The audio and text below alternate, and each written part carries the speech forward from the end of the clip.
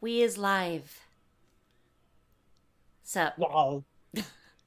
Is that your new greeting every time we do a stream now? I think Rob and I are just alternating. Oh, okay. No, that was myself. Oh. We always, yeah, this is great. Bambina. So, what's the deal we got going on today? All right, but first off, welcome to Novakast episode 288. Before we spin the wheel of punishments, there was a mistake was made during the last stream regarding the punishment that the result that we got yesterday, where it said you already know this. I know. Okay. Being dumb. Oh, all right. I'm sorry. That was my bad. But it's like it said punish cannot make any like anime or movie references, and then it said person specific entire stream, but I forgot to remove the entire stream part because I created the wheel of duration, and so that's why last night after we got out of the call after the stream ended, I realized that and I was like, oh shit. And so I was like, I basically was suggesting that that we'd spin the wheel of duration, or let's see here. I gotta read how this conversation's going because I am not good at like reiterating things verbatim. Let's see. Oh, well, I said I can spin that wheel now, and then at the beginning of tomorrow's stream, you get to choose to either pick what I spun on the wheel the night before, not knowing what I spun, or he can risk spinning the wheel at the beginning of the stream as far as duration's concerned. So, but then he was like, oh, yeah, it actually sounds fun. But and to prevent cheating or anything like that, I did send Rob, I sent him the context and I sent him the screenshot of the spin because I added a free pass one as well. And so Aden gets to choose. We're doing it that you spin. This will be your spin, and then whatever the result is, you choose between my spin from last night or that one as their duration, right? I do believe so. That's the. All right, so I'm gonna have to go ahead and spin for him on this one, and then he gets to choose. Just which so one? y'all know, I don't know what she spun. And then I did spin it or respun it, because I didn't have that free pass one in there. So here we go. So it's very much a deal or no deal type situation for me. This will be interesting. Let's do this. All right. I keep forgetting. No, I love the music. I know. I keep getting surprised by it. Free pass. Wow. I'll go with NJ's. No. Here. What, did you also spin entire stream? Hold on. Give me 2 seconds here.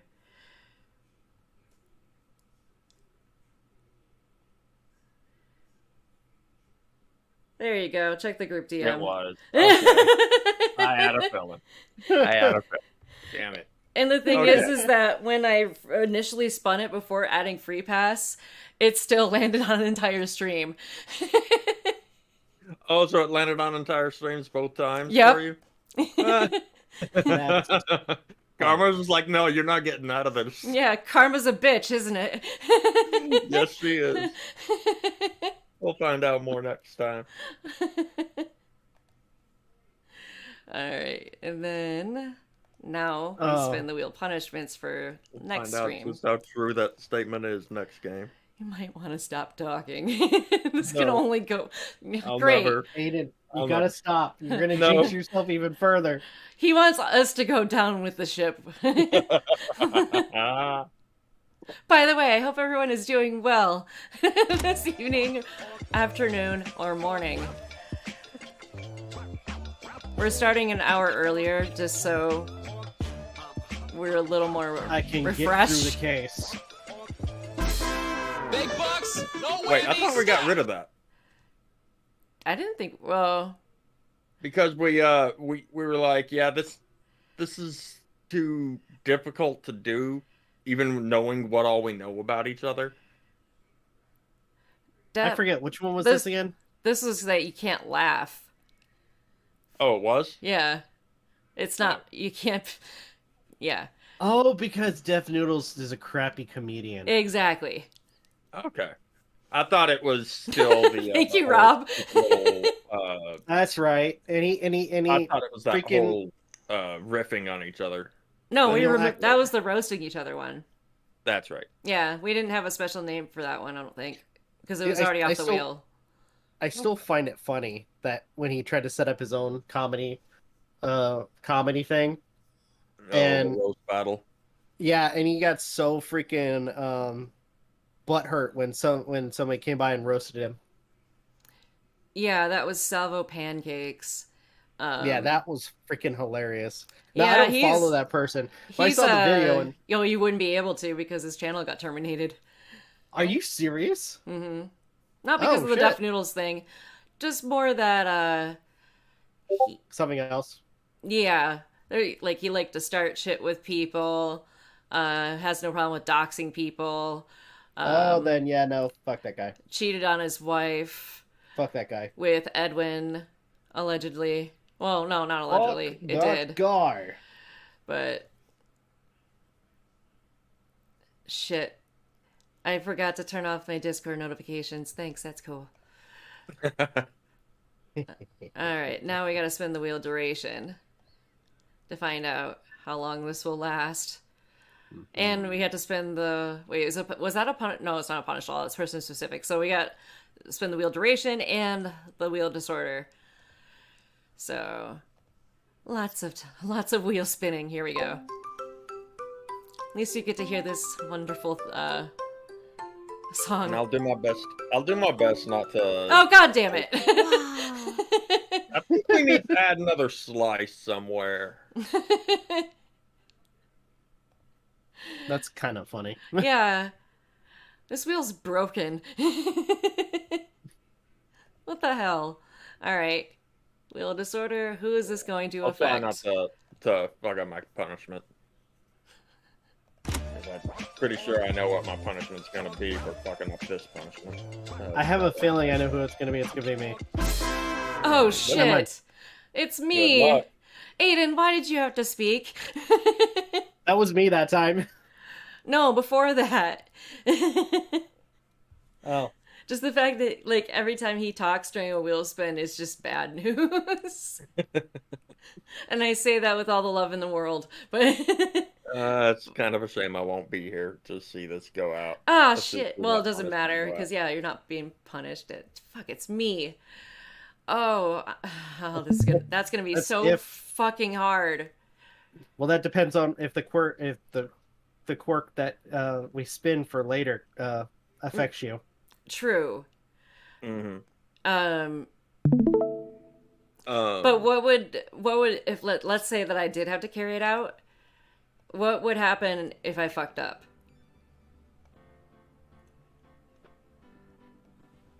Like, what would be the penalty for that? You came in kind of muffled there. Hold on.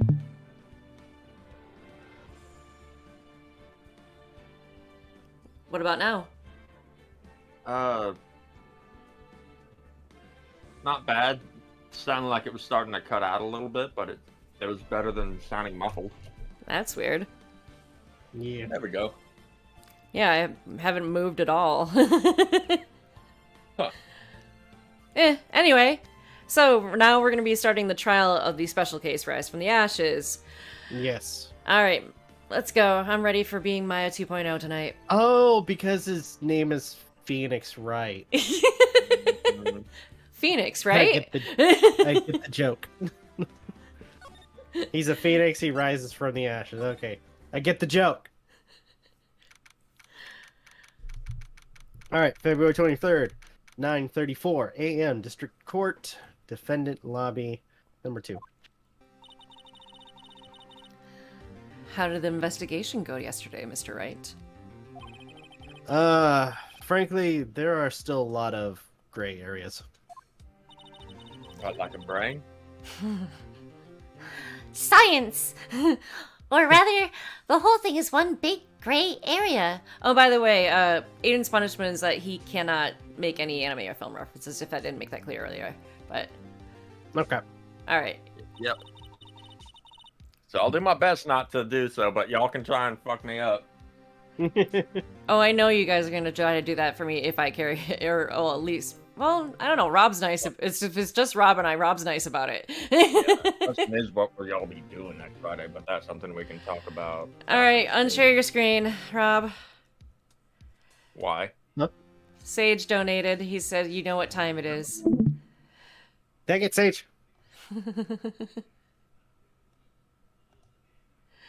Let's see here. Give me one sec. Oh, now it shows up. But still, thank you, Sage.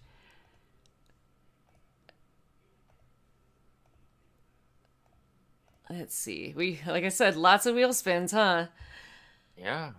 Alright, wheel of landmine links. Alright. You guys are in, right? Yeah. Okay.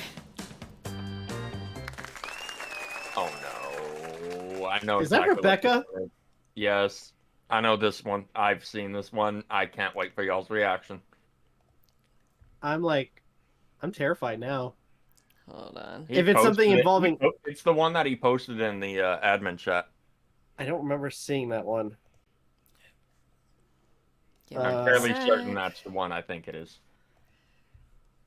If it's Rebecca's hungry. Yep. knowing Sage, it's probably going to be not good for my health. Ah. Hold on. Gotta adjust it on YouTube. Or, sorry, Streamlabs. Actually, a little bit more. Sorry about that, everybody. Ah. Here we go. The heck? Confidence born of ignorance. What the fuck? Oh my god. Oh my god. That's not the third. What the f- Johnson? How you doing?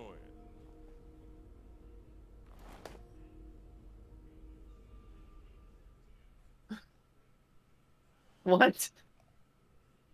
Yeah. I have questions, but I'm afraid to ask. I've got nothing. Yeah. Oh my god. Okay, back Okay. to the game. Alright. Thank you, Uh, Sage. I don't know how I feel about that. Always a pleasure. I didn't watch past the first half of it. Like the first couple seconds. Like, yeah, no, I can't do this. Uh, Hold So on. that bit at the end was something else. Always a pleasure. Alright. Don't worry about me, no matter what the outcome. I'm ready to accept my fate. I believe in you, sis. Mr. Wright, let me offer you a word of advice. yes?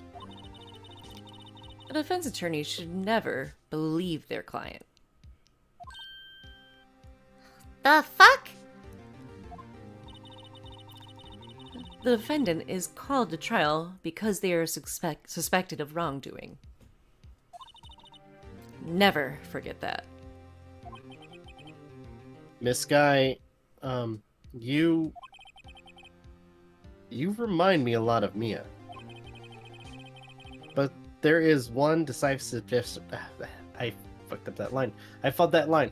But And you fucked that line too. there is one decisive difference between you and her. And that is?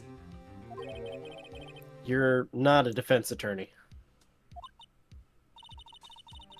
I believe it's almost time for the trial. Good luck, Mr. Wright.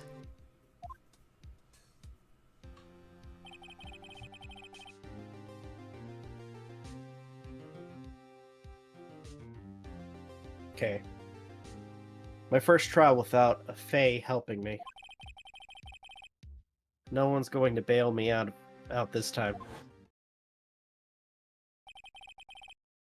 I'll be alone in there. So, I have to discover the truth all by myself. Let's do it, Mr. Wright. I'll be with you the whole way.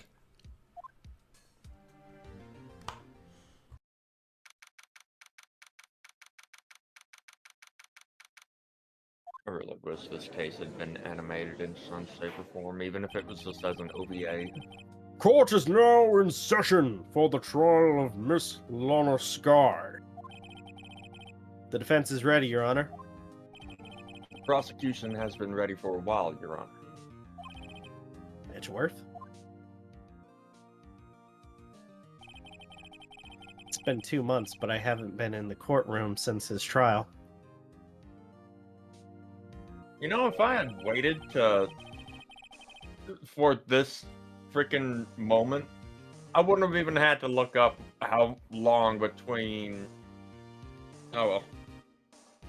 I hope that personal feelings will not be a part of the proceedings today, Mr. Wright.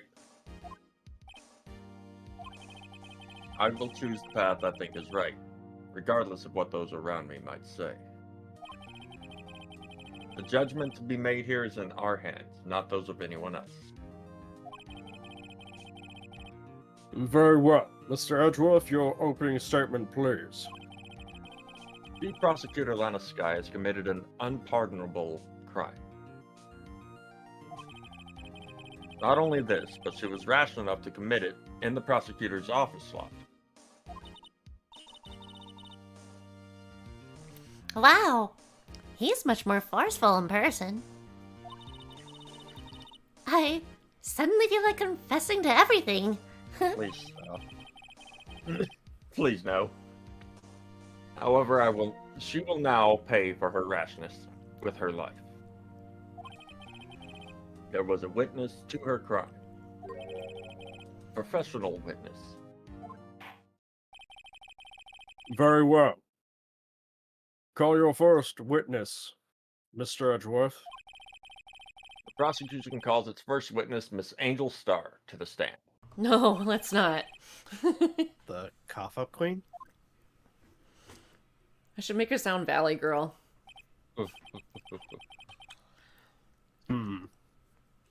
Haven't I seen you somewhere? You ordered the caviar lunch, right? Oh, caviar. I've never eaten caviar before. The judge... It's just like... The judge is really wolfing it down. Ah, and for you, I have a fiesta bowl. Thanks. Will the witness state her name and profession? Ah, and you, sir? Did you order the fingerprint lunchbox? It is too early for lunch. Your name and profession, please. Well, Your Honor, how does it taste? So this is why everyone raves about caviar. It's so tasty it hurts. I always thought caviar would taste like pickled Tapioca. tapioca. I don't like tapioca, really. What the hell does pickled tapioca taste like? Name, profession, now. Me? The name's Angel Star. Don't go forgetting it. I find myself running Lunchland these days. Is That what you wanted me to say, Mr. Edgeworth? Very well, witness. Please describe the incident to us. The prosecution is wait. Prosecution will wait. I'm not finished eating. Just like some more. Hurry up. Very well. Miss Edgeworth, as you know, we usually call on the police to provide a description of the crime. Your Honor, as Mr. Edgeworth has said to the court, I am a professional. What exactly does that mean?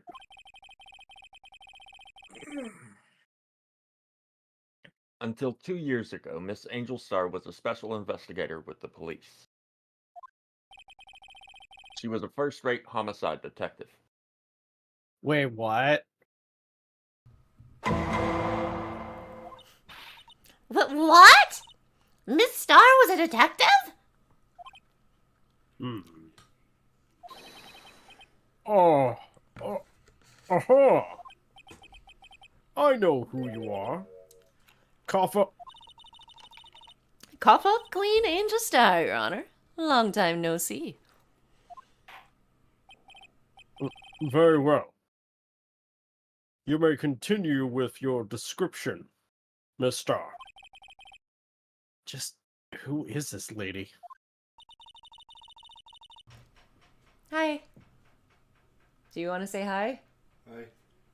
You guys hear him? I heard. Hello. Hold on. I gotta mute myself for a second.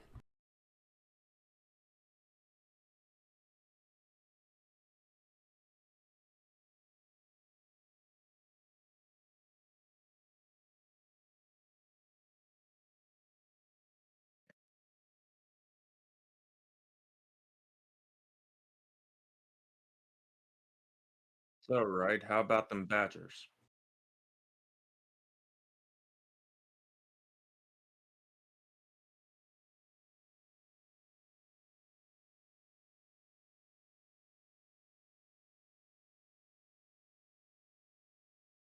Sorry about that. If I may have the court's attention over here. You did unmute yourself, right? Yes. Okay. Thank you.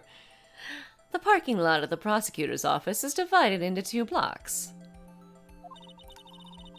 A block is for the prosecutor's office personnel.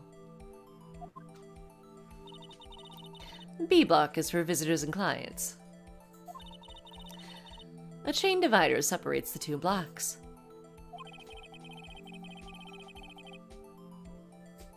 I suppose that's to keep visitors from taking up prosecutor spaces, yes? The crime took place by a car in the back of A block, in the car's trunk. The killer stabbed the victim with this knife and went to drive the body out.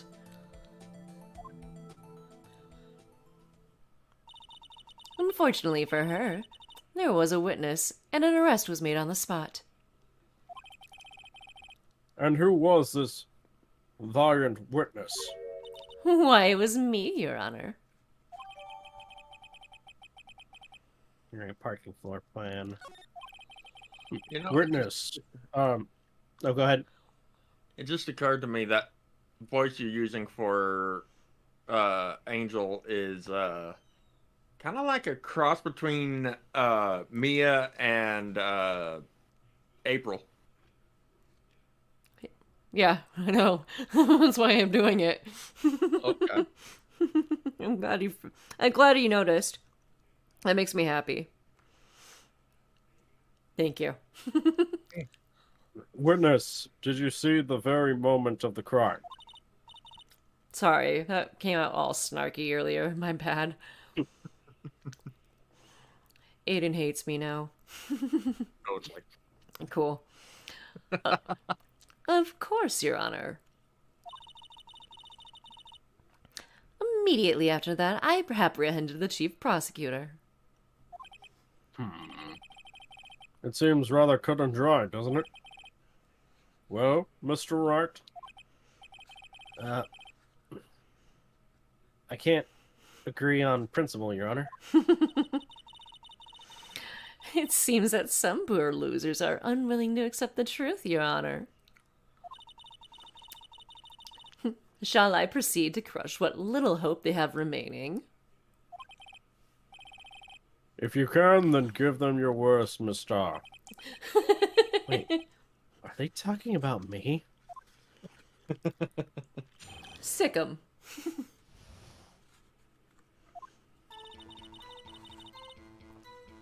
Somehow, I always knew a day like this would come. I was on my way to deliver a lunchbox to my boyfriend. Which one? Yeah. Excuse me. When I sensed something, perhaps it was my finely honed detective's intuition at work. Through the wire fence, I saw the chief prosecutor standing next to a garish car. The chief prosecutor was holding a knife in her right hand. Then, she thrust the pointy tip into the knife into Detective Goodman's chest.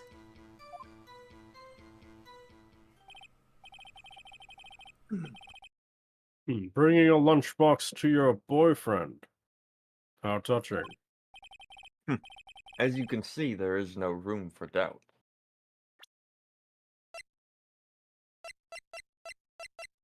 I'm sorry, I just looking at this real quick.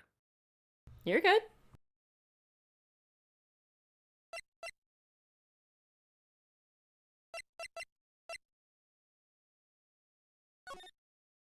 Thing I'm curious about is why, if it says he died from a single stab wound, were we seeing somebody get stabbed multiple times in the opening cutscene? Yeah.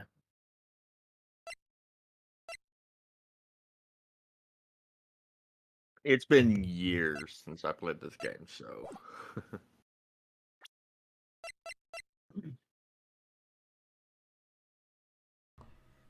Same. It's been like, I don't know, maybe I'm 10 I'm years? kind of curious as to why this is in the in the evidence. What, you don't like the mascot that Gumshoe made? Who wouldn't want to have that as evidence? I can't look at it. Put my heart and soul into it, pal!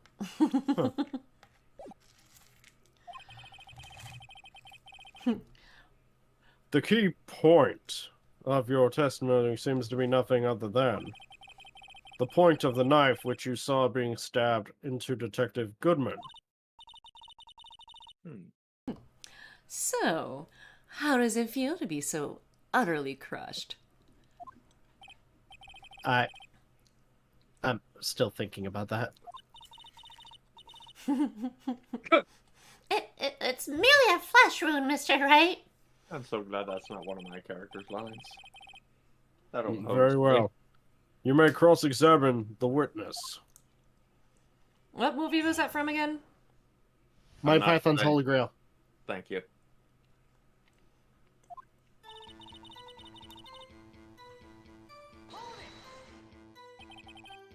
How did you know? I respect the prosecutor's basic abhorrence of crime. Yet, their methods are ugly and twisted. And twisted methods will always lead to tragedy. Hello, cold, clever stone. The lunch lady's uninformed opinion is duly noted.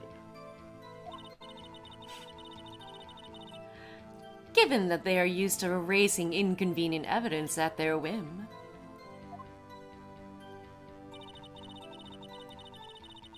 Killing off a detective that knew too much is merely an extension of that.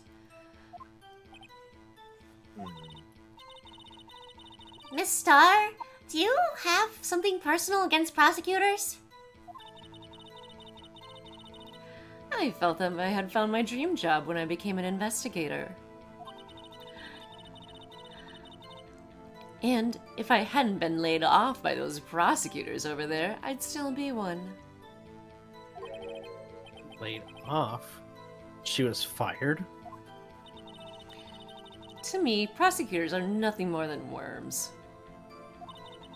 That said, I am a pro, and as you know, my testimony is unbiased and flawless.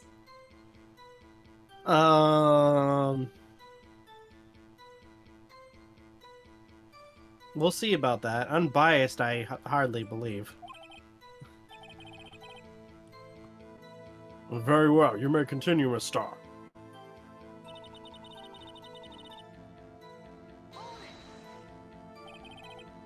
This boyfriend, he is the detective? Not that boyfriend, the security guard. That boyfriend? You have several? Yep. This boyfriend, that boyfriend, and the other boyfriend. Turns out Larry's one of them. Oh no! Poor Angel. You gotta help! He's putting me through the ringer.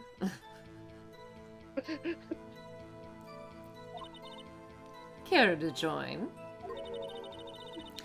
The yet another boyfriend position is still open for applicants. I'll stick with the lunches, thanks. Note to self. The judge had to think before replying. The security guard room is in the lot in A block. It's up on the second level, so you can see everything from there.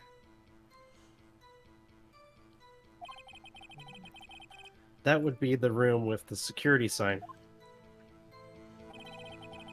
Incidentally, did you bring your lunchboxes by car? Since I'm a visitor now, I parked in in B block. Sorry. So, she was in B block when she witnessed the crime.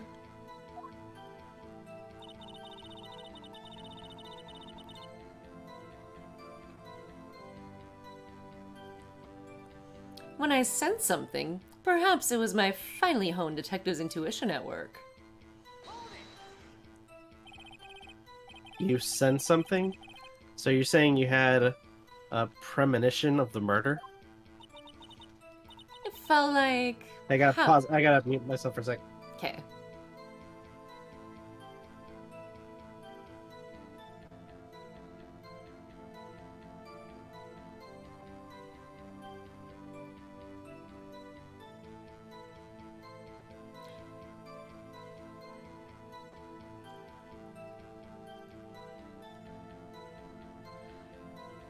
Okay, I'm back. It felt like, how would you say?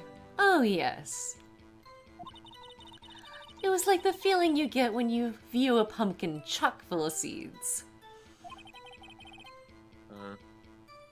I have no idea what that means. Speaking of a detective's intuition, wasn't the victim, Mr. Bruce Goodman, also a detective? Yes, well, he was like a young cheese. A young cheese. A pale white cheese, not yet tangy with experience on the streets. A greenhorn. At least it wasn't like Then- Swiss cheese. Wait, Then I must be hard, yellowed, and sharp as a tack. Gross. ugh. Yeah, with the odor of an old cheese to match. Hey! In any case, there, in the lot, I felt something. Oh, wait, never mind. Why am I reading these? Or wait, is this new? No. Yeah. Okay, in any case, there, in the lot, I felt something stirring in the back of my mind. And I'm sorry if you guys end up you hear like noise in the background. It's Ash on her scratching post. Through the wire fence, I saw the chief prosecutor standing next to a garish car. I already read that. So, green, I've read. I should know this. Oh, but not the press. Oh wait, I forgot to do the other one. Tell me about this knife that the suspect was carrying. Phoenix just didn't want to see Edgewood get salty about his car again. Well, I'd say the blade was about 4 inches long. Isn't that right, Mr. Edgeworth? It is your knife, after all. Yes, that's about right. Prosecutors are, by nature, well versed in the location of a man's vital organs. I'm sure it was easier than boiling an egg for my egg salad surprise set.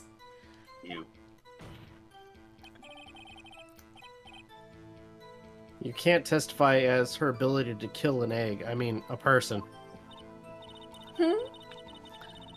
Perhaps a chicken salad set would have been a better metaphor. So, the defendant was holding a knife. What then? Okay. Go back real quick.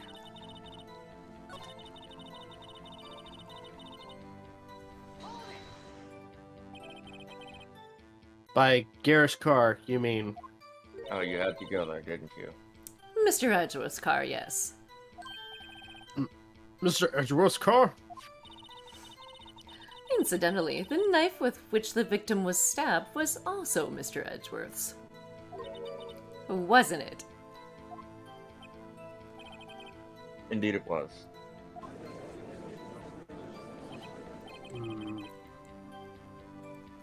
What an odd case this is. And the person you saw? You are sure it was the defendant? I saw her from no further than 30 feet away. I am certain it was her. She's telling the truth. We're doomed. Let's just do what we can. Even if we don't have any proof, we can always nitpick. Witness, in your testimony, you clearly stated the following. Prosecutors are nothing more than worms. Or go. You are a biased witness. You might want to keep those silly opinions to yourself in the future, rookie. Huh? Rookie? Unless you're willing to risk the consequences of doubting me.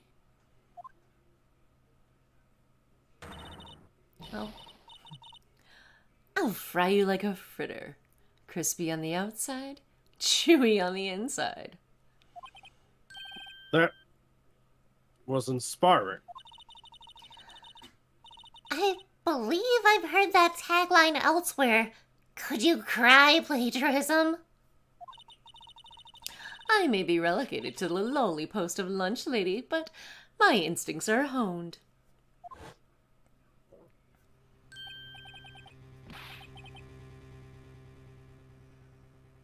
A photograph. You took this?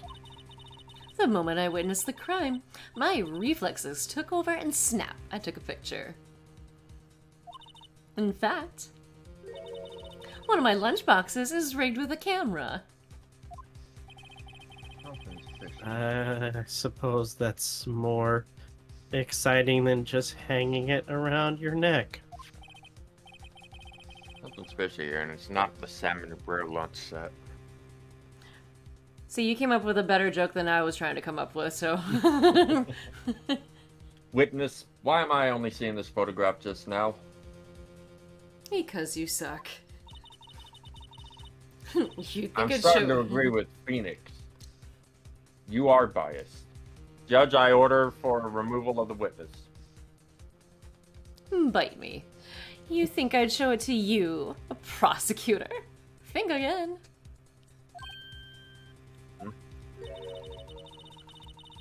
My boyfriend works in the photography division of criminal affairs. Well, this is Most certainly the defendant.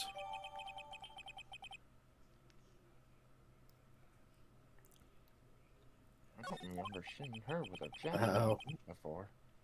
That is unmistakably Lana Sky. So what was the defendant doing at the time? The chief prosecutor was holding a knife in her right hand. Oh yeah, I read these. Keep forgetting. Green means red. Alright. Tell the court why you didn't try to stop this crime. You did see her raise the knife to strike, no? The defense has a point. Unfortunately, by the time I realized what was going on, it was already too late. Too late. Yes. The next moment, the chief prosecutor brought down the murder weapon. Ah, I see. Again, it's only a flesh wound, Mr. Wright. We can make it. You said that before. Anything else? Science. But, yeah, scientifically speaking, Mr.'s testimony is flawless. Sounds pretty fatal to me. What do we do? Is this it? Is my sister guilty? Let's just keep our heads cool and press the witness a bit, shall we? For some reason, having her panicking next to me makes me calmer. Don't smile like that.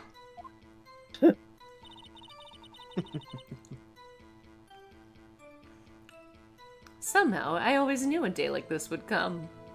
I think that's like the beginning. Mm-hmm.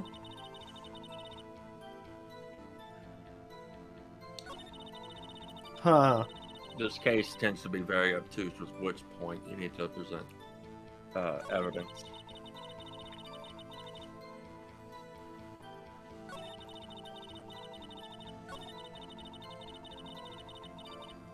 I remember having to use a guide for a lot of moments for this Same. case.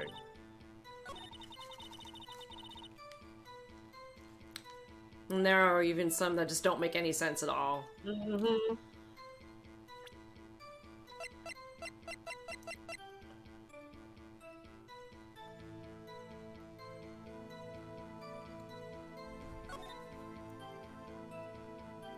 So yeah, don't feel bad if you end up being like, okay, I don't know what to do, because it's very hard to figure out for a lot of this case.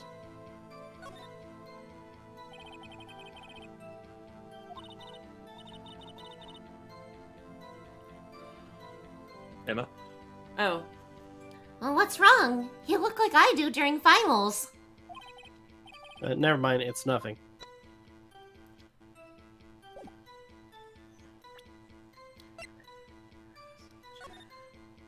Present the crime photo. Wait, no, hold on. Yeah. Present the crime photo to the statement the chief prosecutor was holding a knife in her right hand. Right hand. Oh, wait, that's for an achievement, but. Hold on.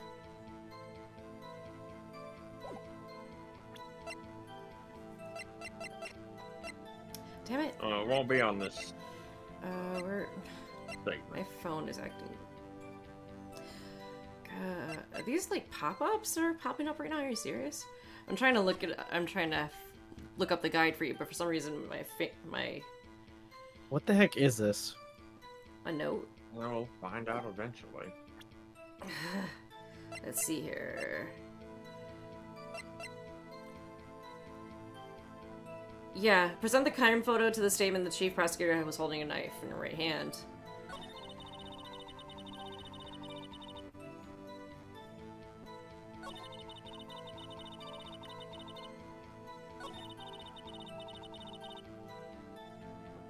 The crime photo you said?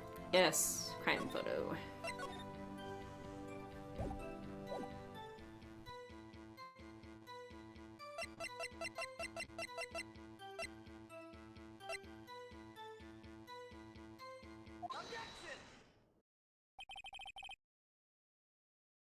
And you witnessed this.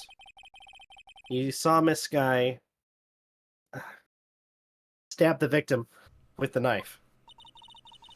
As I've already said, yes. I swear it on my finest salmon swirl lunch. I'm sure that is a fine lunch. But isn't that odd? Look at this photo.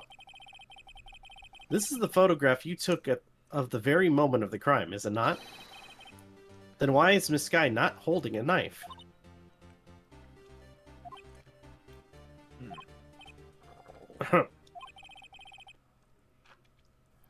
Mr. Edgeworth, your thoughts?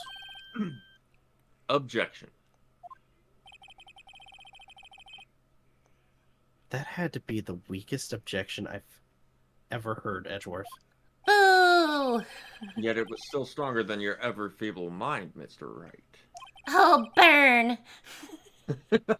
What do you mean, Mr. Edgeworth? Emma just doesn't take a side. This photograph was not taken the moment before the stabbing. This was taken the moment after the stabbing. And how can you tell that? Blood spatter. Huh? See the dark crimson stains on the chief prosecutor's coat? But it's a black and white photograph. Yes, it's hard to tell, but this could be blood. Well, Mr. Wright, I see no problem here. No No problem. problem, except you. No problem. Mr. Wright, are you gonna just sit there and take that kind of abuse? He's used to it. You have a better idea?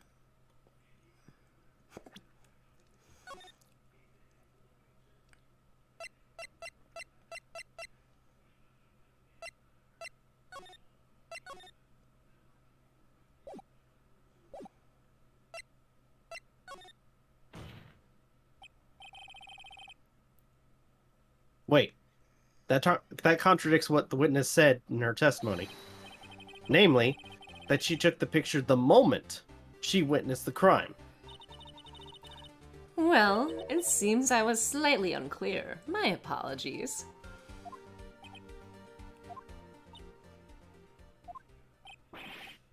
That's it? If you run out of lunch, you order seconds. Problem solved. If you don't like it, try ordering the jumbo-sized lunch from the get-go. Good advice. I'm not sure I understood it, but yeah, good advice. I didn't have time to stop her. Prosecutor Skye was cold, calculating, like a robot. She killed without pain or remorse. It was a premeditated murder. Premeditated? How do you know? Look at the chief prosecutor's hands in that photograph.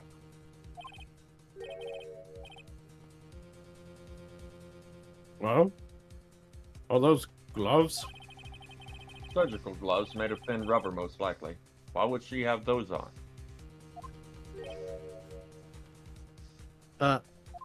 Science. If it was not premeditated, she would not be wearing those gloves. Wait, what month is this taking place in? Oh, never mind. February. Oh. These gloves do seem to tell a tale of premeditation. Premeditated murder. A serious offense. Witness, add this to your testimony. The murder was planned. The rubber gloves prove it. It's only a flesh wound, Mr. Wright. We can make it. You said that before. Anything else? Oh, wait. Okay. Yeah, going back to the start again.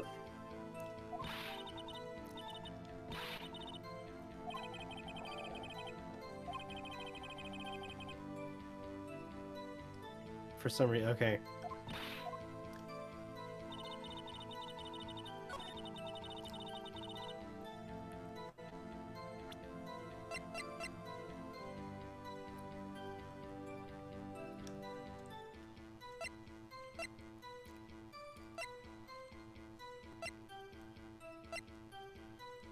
One thing that doesn't make sense to me, and it's never brought up, is if it's thin rubber gloves, there would still be traces of fingerprints on the knife. Oh, Or present any form Edgeworth, present his knife at the murder was planned. Wait, whoops.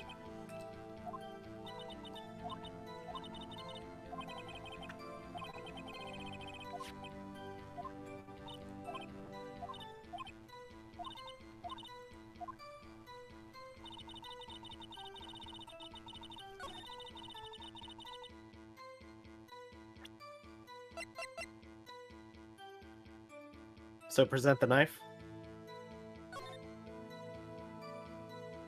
Just want to quickly look at this.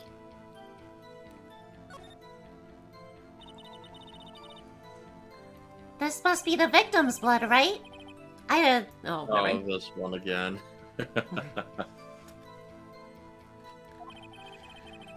Bite me. I think we already read this. Mm-hmm.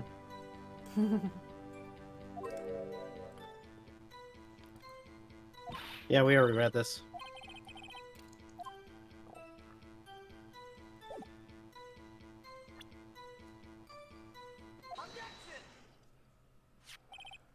Witness, do you know what this is? Are you trying to test me? I sell lunchboxes for a living, you know. That's a knife. The knife. The knife that was in Mr. Edgeworth's trunk. How would Indeed. she got it My into the? Oh, sorry. Go ahead. No, I was just reading my line. What were you saying? I was gonna say, how would have she gotten into his truck, his car? Good question. What's with this case? The bloody murder weapon, a red car, all belonging to the prosecutor there? The defendant is the chief prosecutor for the district, right? Mommy, are prosecutors bad people? Yes. The defense has a request. We ask that the witness provide an accurate testimony. What's that, rookie? In your testimony, you stated that Lana Skye planned this murder. And that's why she was wearing those special gloves. Seems like a natural conclusion to me. The gloves to indicate planning. However, why would she not also prepare the most important thing, the murder weapon? Oh. This knife just happened to be in the trunk of that car. Ladies and gentlemen, if you're going to plan a murder, you don't forget the weapon.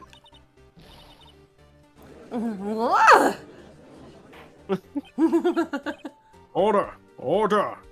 Order, sir! Someone called Great. detective. Someone called Gumshoe in here. I'm sure he has plenty of time to clean up this mess. Great. Now the tide is turning in my favor. Great show, Mr. Wright. My sister's as good as free. Just right. I believe the next lunch you'll be eating is humble pie. What? I hope you weren't deluding yourself into thinking that the tide has turned. Not over such a trifling detail. But this shoots a hole in the whole premeditative theory. Huh. The prosecution could care less if it was premeditated or not. The only one who seems to care is that lunch lady over there. The defendant, Lana Skye, murdered a detective with a knife. That is the only thing that the prosecution need prove. Nothing else. Very good, Mr. Prosecutor. I suppose you think you're clever now. But you know as well as I do that she planned on killing him. It was planned. If it wasn't, why would she have been wearing? I believe I'd like to hear your testimony again. Witness, please tell us only what you saw, not what you thought. How dare you? My powers of deduction are not to be underestimated. Really now.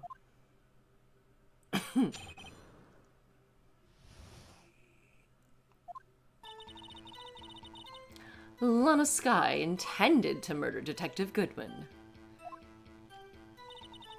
That's why she called the victim all the way to the prosecutor's office. I'm sure the chief prosecutor had a grudge against the victim. Nothing else could drive that human machine to plunge the knife in again and again. Okay, I see. Already see a contradiction. Oh. Mm. Alright, the victim was summoned from the police department to the prosecutor's office. It does sound a lot like premeditation, does it? So, if I ordered a pizza, does that mean I'm planning to kill the delivery boy? Yes. In any case, the defense may now cross-examine the witness.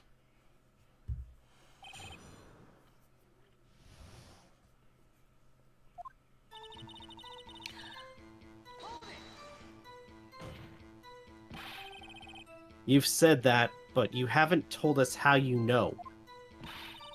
That's what I'm about to that's what I'm about to tell you, rookie. I believe what she just said was a mere prelude to the story she was about to tell. Try not to interrupt her again. Rookie. Never interrupt a storyteller. It's like pulling a bun out of the oven half-baked. Something's half-baked here, alright. And it's you. Would it be quarter-baked? Try not to confuse the defense, witness. They're not very quick on their feet. Hey! Now, why did you believe the suspect had intentions to murder the victim? Her actions speak for themselves.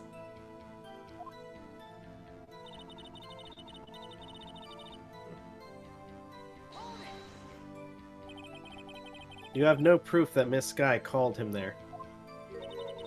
You have no proof that she didn't. Mr. Edgeworth, thoughts? I know who you are, but what am I? There is no record of a call made on the defendant Miss Lana Skye's phone. She might have written him a letter. Come on. You could have tried public phone first, at least. In any case, the victim came to the prosecutor's office where he was murdered.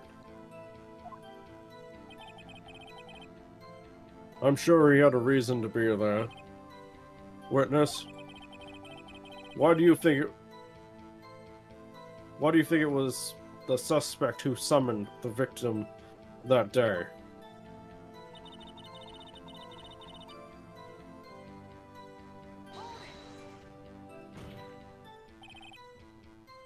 What kind of grudge? Well, I wouldn't know that. Of course you don't. That's because she didn't have a grudge. Rookie. I have a lunchbox here. Now, what's inside? How am I supposed to know? See? We agree that there is a lunchbox here, but we don't know what's inside. Schrodinger's lunchbox. Yeah. It's a dead cat. Who knows? It might be an alive cat.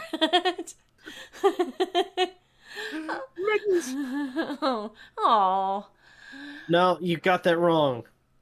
Oh no, I'm gonna tell the joke in a second. Go ahead and read the line. Okay. What? Oh no. A Wait, person's what? life is like a lunchbox with pretzels. Don't you agree? It's a box of chocolates. Get the metaphor right.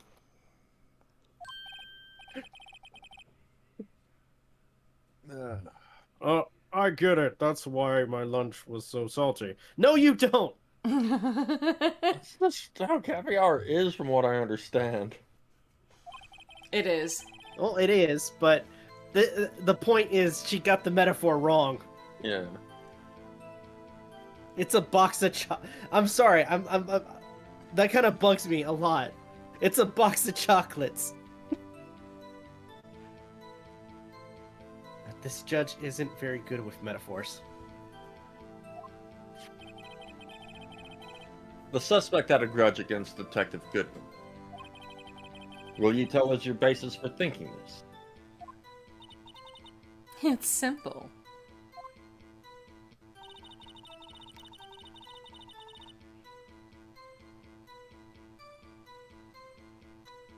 You said you found the country. Alright, I'm gonna press her this part and then a human machine, that's a contradiction.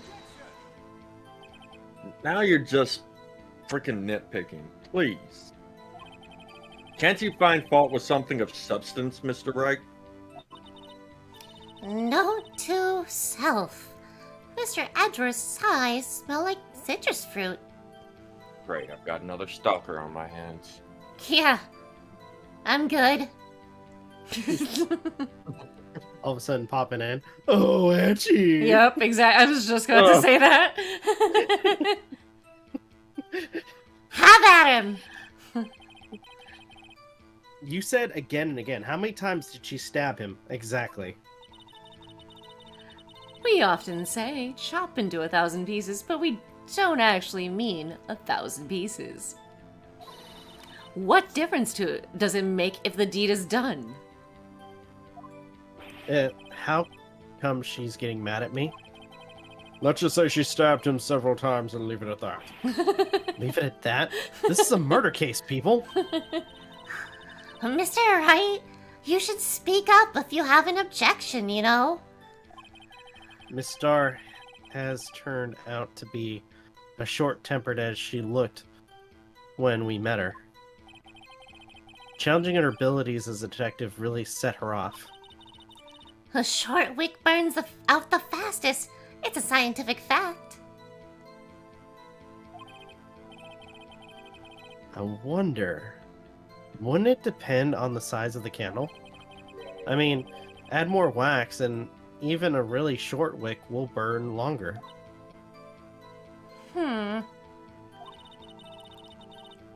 Obviously, more scientific testing is required. Okay.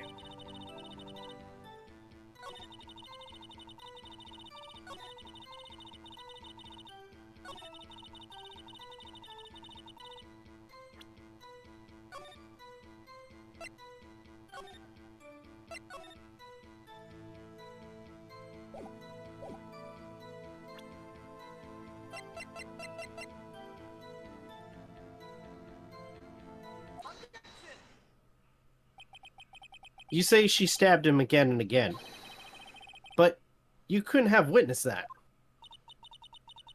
Are you testing me? Then I'll test you. With my moss surprise. I'm afraid the moss is growing under our feet as we wait, Miss Starr. Eat a dick. What do you mean? I shouldn't have to explain this, but take a look.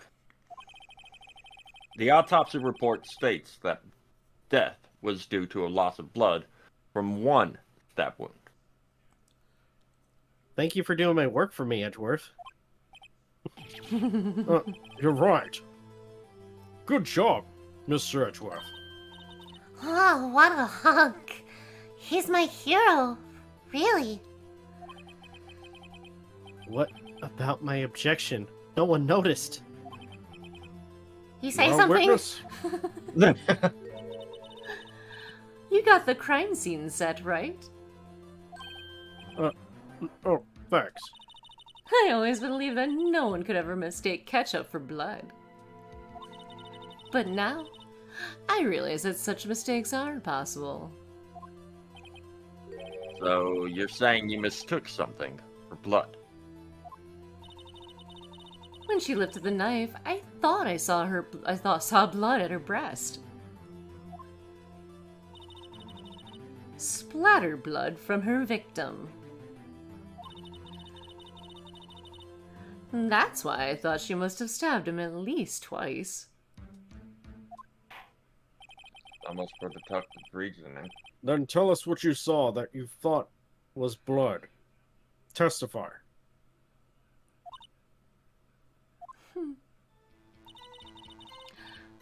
Her red muffler looked like blood to me.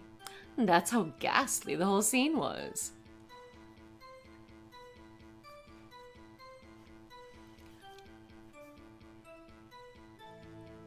Rob? Wait, was she wearing a muffler? What's a muffler? It's a scarf. Hold the phone. She wasn't wearing a scarf. Well, looks like something you can present. The photograph. Mm-hmm.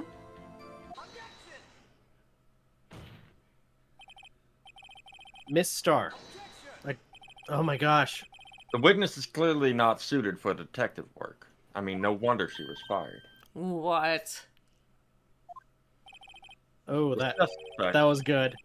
was not wearing a scarf or muffler of any kind when she stabbed the victim. And you've proved it yourself with this photograph. Huh? But that can't be. Only a professional lunch lady could be so utterly clueless. Congratulations. Perhaps you finally found your true calling in life. Harsh words, but good. In the end, Mr. Edgeworth prevails. What about my objection? Is it? What about my objection? Chopped liver? Huh? But it was there. A scarf. No, not that. But something red. Really? Well now, where were we? The witness has given us an entertaining interlude, but back to business. What? Very well. Continue your testimony. You saw the crime and apprehended the suspect. Tell us about that. Very well. I do remember some things accurately, at least. Ultimately, we couldn't shake the most important part of her testimony. The most important part? How'd she hear his inner thoughts? Unless he was whispering it to himself. No, The just part where talking. your sister stabs normal. the victim. This next testimony might just be the moment of truth.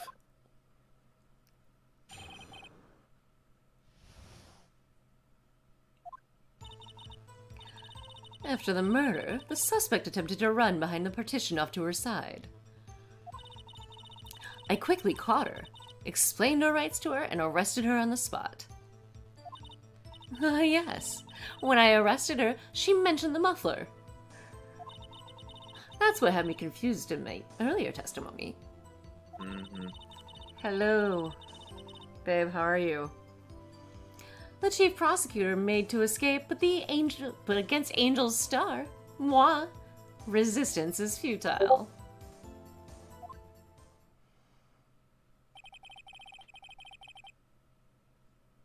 You are quite determined about this scarf, aren't you? I strike like a snake and bite like a cobra. That's me, Angel Star. That Your wasn't a metaphor very is good not- metaphor. First of all, a cobra is a kind of snake. Don't bother me with details unless you want to get bitten. No thanks. Note to self. Mr. Wright is weak against poisonous snake I bites. think that would be most people. That would be anybody. Science. The chief prosecutor tried to resist, but her efforts were in vain. She knocked my hands aside, kicked over an oil drum. An oil drum? Hard to imagine. Oh, she's beautiful, but deadly. A predator, this one. A leopard woman. Rawr. Very well. Mr. Wright, your cross-examination, if you will. Oh, this ought to be good. Bring it, bitch. After the murder, the suspect... why do I keep reading these? So, where is this partition on the floor plans? I'm sure she I'm means this wall next to the car. That's right. There's a wall there. About 6 feet high. She was obviously trying to hide herself. Quite a natural thing for a criminal to do. And what did you do then?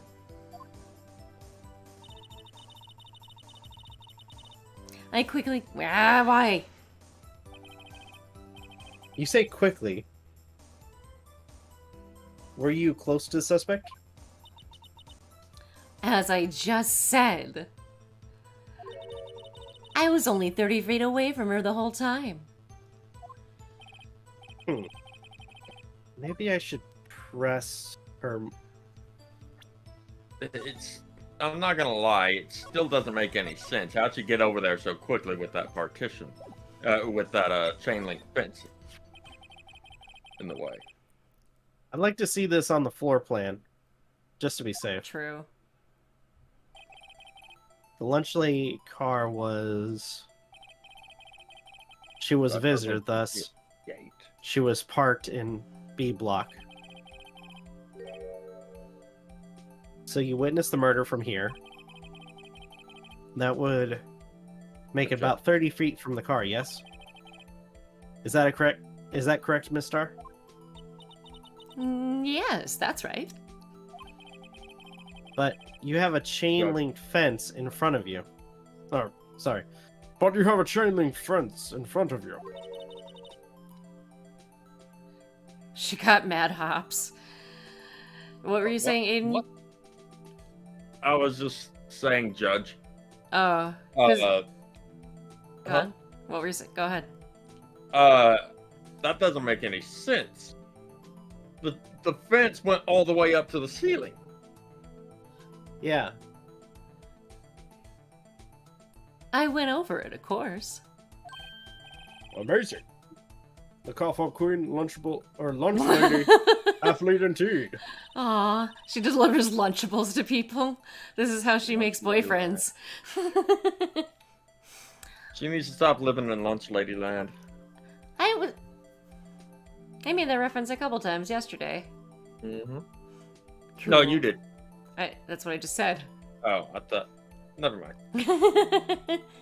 It would have taken her a little time to climb over the fence.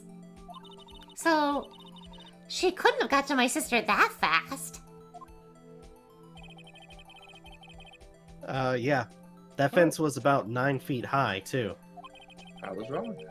So, how did Miss Sky not get away? It didn't go up to the ceiling. Whoops. Ah, yes, what I meant when I arrested her, she mentioned the muffler. I'm reading it again. She mentioned the muffler. What exactly did she say? If I remembered exactly, I would have told you in my testimony. Cheeky. Anyway, all I heard her say was the word muffler.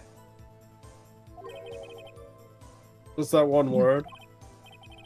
So, what you heard wasn't the suspect talking to you, but to someone else.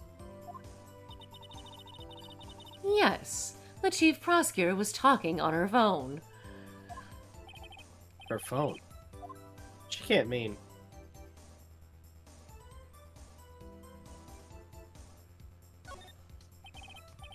By phone, do you mean this cell phone discovered at the crime scene? Yes, ultimately.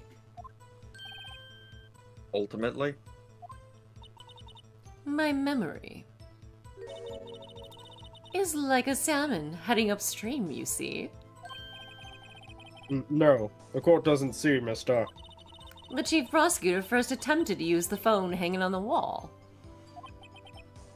On the wall? That's right.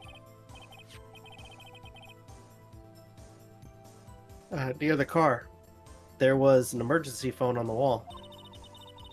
Apparently, it was out of order. And she used her cell phone. Indeed. The emergency phone was out of order that day. Good witnessing, witness. Good witnessing? Whatever happened to good testifying? Fuck if I know. You should, of course, add this to your testimony. The things I do to please this rookie defense attorney.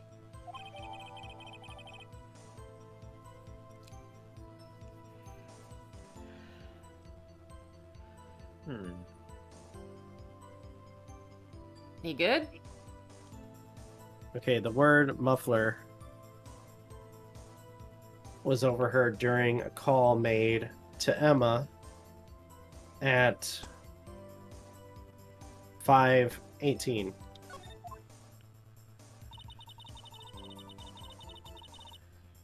I saw it all. How she tried the phone on the wall, but had to use her cell instead.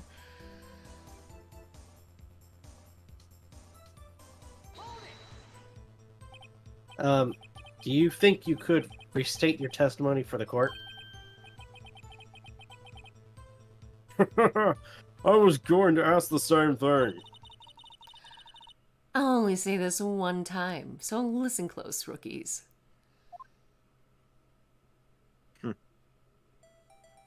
Yeah, I'm talking about you. The chief prosecutor stabbed the victim and ran behind the partition. Then, she picked up the emergency phone on the wall, but it was out of order. So she pulled her own cell phone out of her pocket.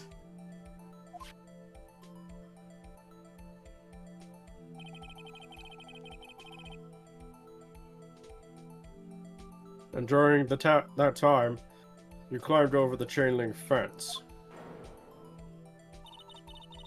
Then, when I boldly grabbed her arm, the chief prosecutor hung up her phone.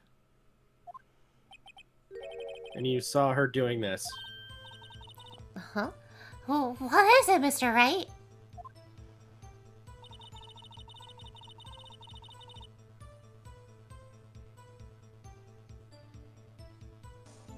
There's something there for that. Mm-hmm.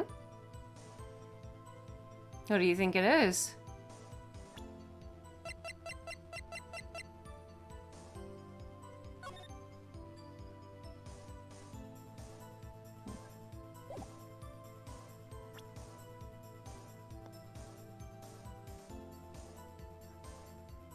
What did Aden bring up earlier? Oh shit. Like, not even 5 minutes ago. I'm drawing a blank on what I said, so I'm drawing a blank too. Do you have the floor plans? Yeah. Try presenting it.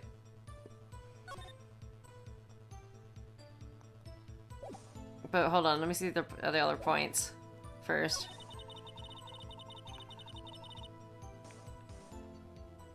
Okay, so present it there. sent what there? The plans? Mm-hmm. I'm gonna save.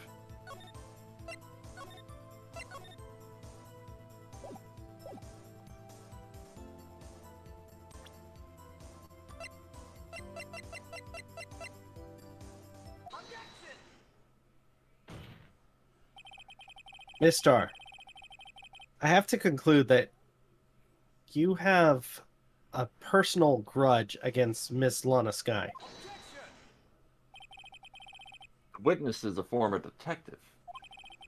her testimony is unmarred by personal bias. Well, who would have thought that you would be my knight in shining armor, prosecutor? You, who, together with the chief prosecutor, kicked me out 2 years ago.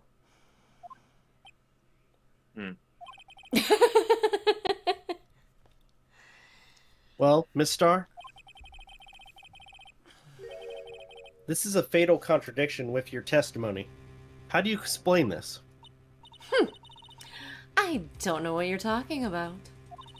Mess with me, and I'll make you cough it all up. Let's look at the floor plans. You said you witnessed the crime from this point. However, if that's true,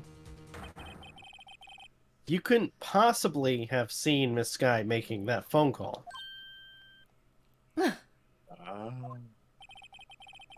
I believe you see what I'm getting at. That emergency phone was on the back side of this partition. If indeed you were in Block B, you couldn't have seen it. Order! Order! What is the meaning of this? It's simple, Your Honor. She's not coughing up lunch, she's coughing up lies.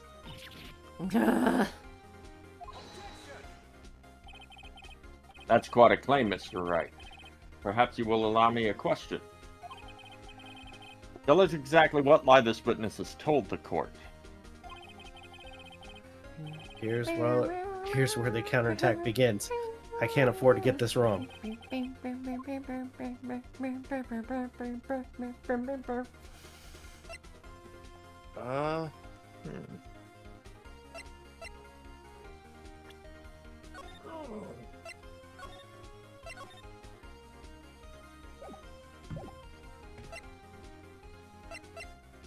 kind of want to go with the order of the events. That's not right. That's not right? Oh wait, hold on. Let me look.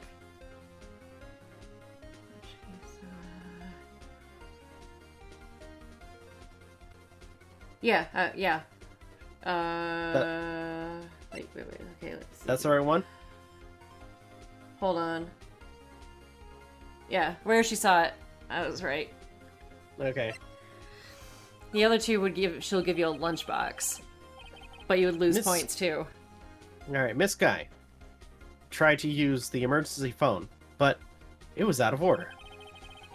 What is significant about this fact? Nothing. Therefore, it would be pointless for Miss Star to lie about that. Pointless to lie, I see. But say the witness did actually see Miss Sky using the emergency phone. It would mean Miss Star witnessed the crime from a different location. A different location. Now that's a pointless lie if I ever heard one. Before you call my lie pointless, at least let me tell it. So at least you're admitting it's a lie. No, I'm I not. wouldn't listen to it then. Let me ask a question to our clever wordsmith, Mr. Science. Wright. Just where was the witness when she saw the crime? All the testimony we've heard until now points in one direction. The place from where Miss Star witnessed it. Alright, where do you think she witnessed it?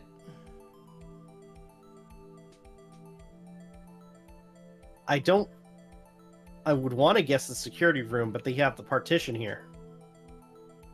No, you would be right. On right? Mm-hmm.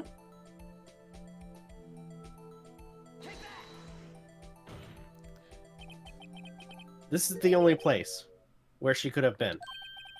The security guard room? Indeed.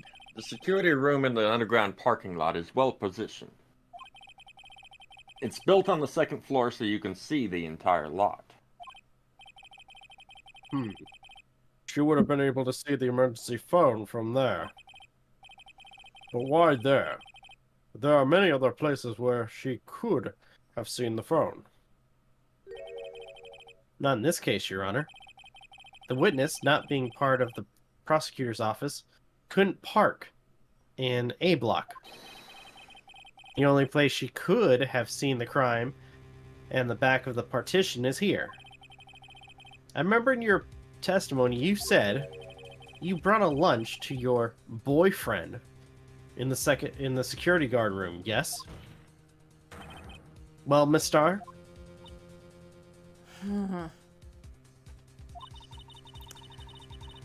How many years have I been getting the better of men? To think that the tables could be turned. Today, a man has got the better of Angel Star. Order! Order! Witness! What have you done? You used to be a detective.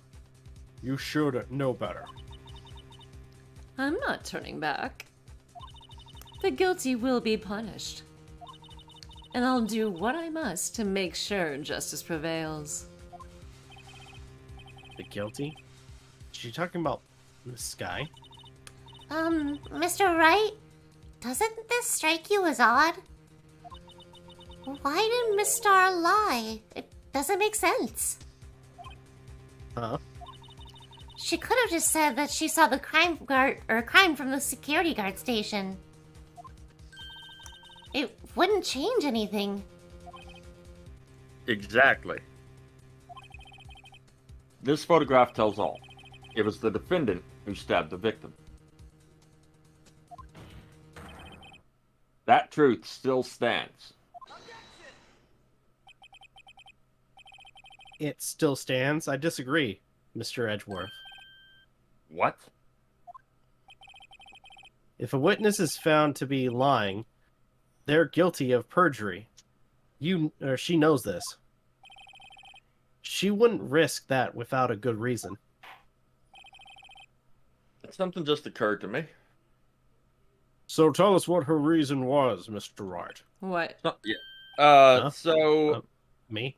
If Hold she on. was up in the security room, how could she have taken the picture from the other side of the gate or other side of the fence of Lana standing there in front of the trunk? That is true. Somebody else took the picture. Who else? Mr. Wright, let's review what we know. Miss Star witnessed the crime from the security guard station. But she lied and said she saw it from B block. It must make a vital difference, but what? What would change? Angle of view of the crime, distance to the crime. You guys literally just asked this question for this. Yeah. Yeah, So you know the what it is, angle of right? view. Yeah. Why the angle at which she saw the crime occur would change. The angle? What do you mean? I think he means angel. No, I don't. Well, the security guard station is on the second floor. And she would have sort of a more 3D view of the crime. And this is important. Why?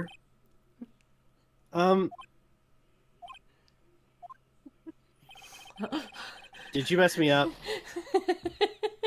What? No, I'm still laughing over that interjection she did. Did you guys mess me up on purpose? Whoa! Perhaps you'd like to reconsider it? No, we didn't. I didn't do it on purpose. I promise. I didn't even realize you messed up. Because Phoenix I said kind of want to go back. Okay. Because Phoenix said an angle. I was like, and the judge made a comment, and then I go, oh, I think he means angel. As if Phoenix is dumb. This Wait. is the... Why are you wanting to go back? Because you messed up. Oh. I could have sworn it Okay, was so- angle. And it must be distance? There we go. It changes the distance between her and the scene of the crime. My condolences, Mr. Wright, but one look at the floor plans and it's quite clear. The distance between the scene of the crime and the guard station is 30 feet. I don't see how that would change what she could see. What she saw is not in question here. What matters is the time it would take her to reach the scene of the crime. Huh? Miss Starr, you witnessed the crime from the security guard station. Now, how long did it take you to go from there to the scene of the crime where you arrested Miss Sky? Well, witness? You. Yes. You ordered the squid wheels, right? The quality of my lunches has gone from low to inedible. I was bringing a PB&J lunch with fresh boysenberry jam to my boyfriend. Boysenberry for the boyfriend. He wasn't in the station, so I waited. I witnessed the almost crime messed from the up. glass-walled station. I almost messed up. Oh. And before I knew what I was doing, I found myself running towards the scene. But the door was locked. I couldn't open it. But then wait.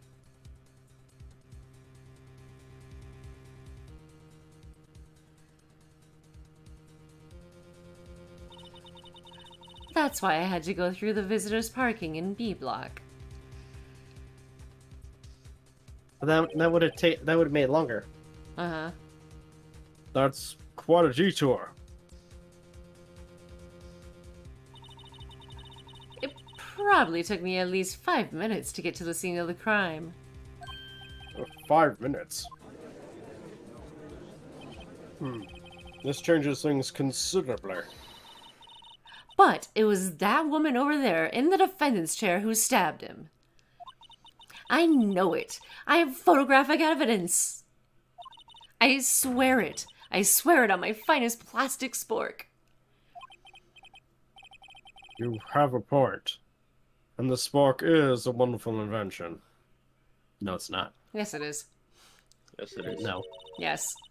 Would you like another caviar lunch? Absolutely! Good job. Proud of you. Oh no. And just scarfing it down. Everybody's all disgusted with the noises the judge is making. Mr. Wright, tell him to eat with his mouth closed. Never! You gotta do something. Just sit back and observe. As he's still eating his lunch, just scarfing it down. I'll wait.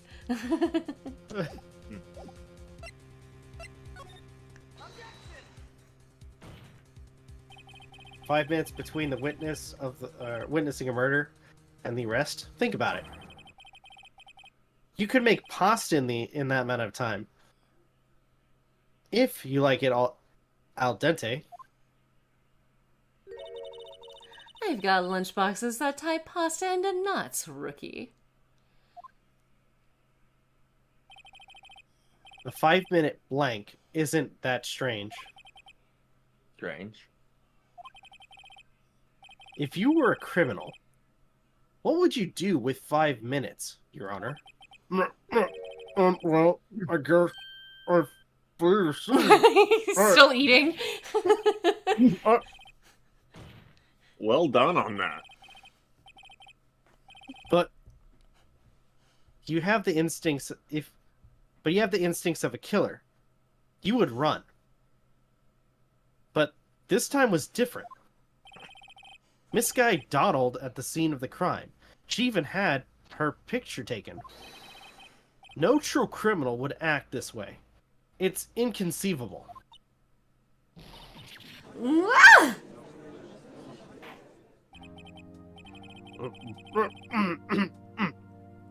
Well then, it seems we've come to the end of this testimony.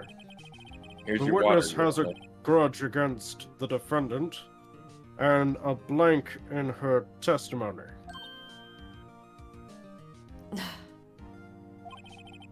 Mr. Edgeworth, is the next witness ready to go?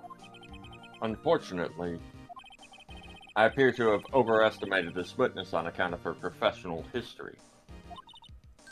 We did it!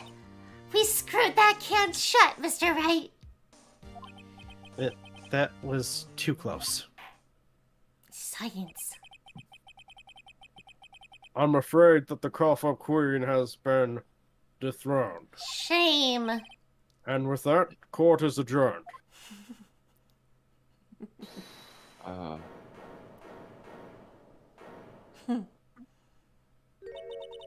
Mr. Edgeworth, you ordered the squid wheels, right? That's the one she tried to voice off on me. I prefer not to take the defense team's leftovers. Anything else to say? I might be able to save you. What? I have decisive evidence. What was that? Is this another one of her trick lunchboxes? My apologies, but we have no further questions to ask you, Miss Starr. Ah. Is this your jumbo lunchbox? Oh, triple decker! Ooh. Out of difference to the witness's determination, I'll allow more and more testimony. Let's hear about this decisive evidence. Like the Lunchland motto says, you won't be disappointed. What's she going to pull out of her lunchbox this time?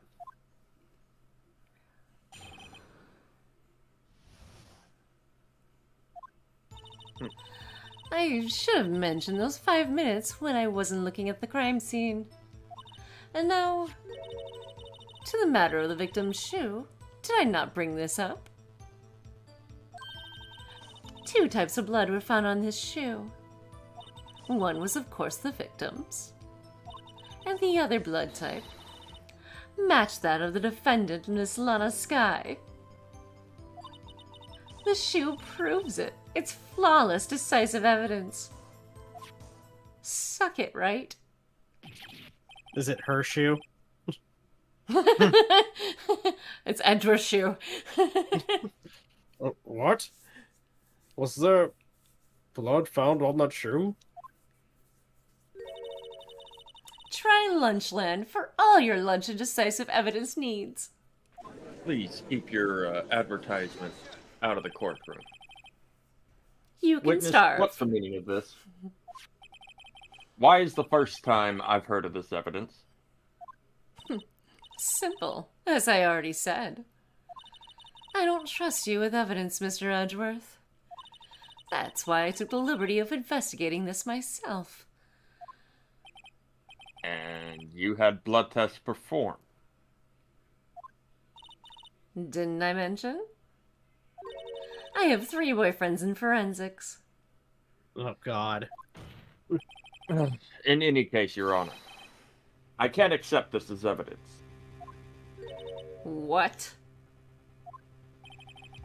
You must know the 2 rules of evidence law.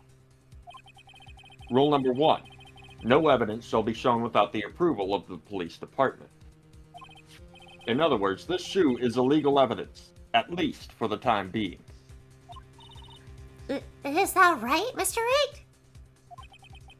It seems so. And Edgeworth sure is celebrating. Not so fast, Mr. Edgeworth. Oh. Don't forget, I used to be a detective. As I mentioned previously, this shoe has already been tested by a member of the forensics department.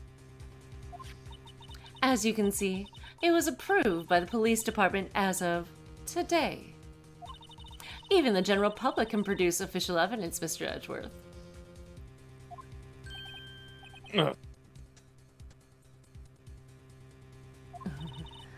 Is that right, Mr. Wright? It seems so. And Edgeworth is looking pretty pissed. You could at least study some evidence law. Really? What a dummy. The prosecution's complaints notwithstanding, it appears that this evidence satisfies the first rule of evidence law. However, it seems you have yet another count against you, witness. Anything to ensure that the guilty are properly judged. That doesn't make any sense. Very well. Mr. Wright, you may cross-examine the witness.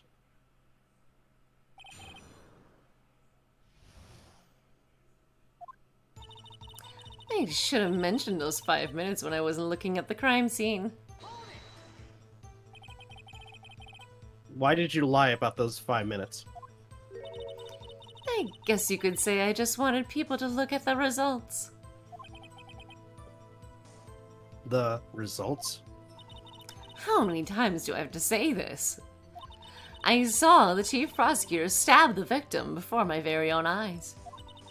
Compared to that, a 5-minute blank means nothing. Then why didn't you just tell the truth? Don't make me laugh. We're dealing with the most untrustworthy of the vile lot known as prosecutors. Falsified evidence, arranged testimonies, erasing and manipulating evidence. When you fight monsters, you need to use every trick in the book. This when the suspect is admitting she did it. But false testimony is the most despicable crime of all, Miss Starr. Let's just get this over with. Agreed, Your Honor. And you found this shoe at the scene of the crime. I detained the chief prosecutor and notified the police department. I wanted to make myself useful while I was waiting for the police to arrive. So, like an ill-trained pooch, you snuck off with a shoe. Oh, well, aren't you an edgy bitch? I was afraid someone would erase the chief prosecutor's crime. The shoe was my secret weapon if that should happen. Hold the phone. Question is, how is Lana's... Yeah, there's that too. Her shoes are black. This is a white shoe. It's Yeah. a different color. Oh wait, this was the victim's shoe. Yeah. The victim shoe. Mm-hmm. Yeah. Goodman's shoe. Look what color his outfit is. Did you examine the shoe? No, we haven't.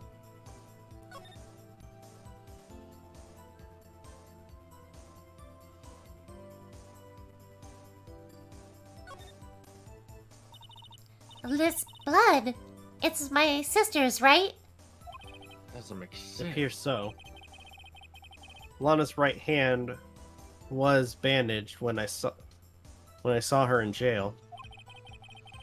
She must have cut herself at the time of the crime. Poor sis. It still doesn't make sense.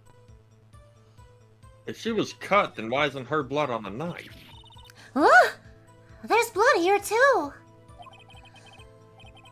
On the sole of the shoe. It's got to be the victim's. He must have stepped in a puddle of his own blood. All this blood. It's horrible. This blood might be an important clue. Can you check the inside of the shoe? Like the... For some reason, I feel like there's... Okay, never mind. Like, that might be... Maybe I'm thinking of a different one.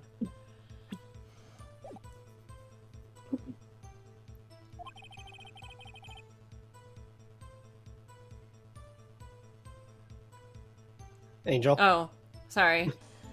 See this fashionable basket I have here? It carries more than lunchboxes, gentlemen. I'm happy for you. And your lunchboxes, really.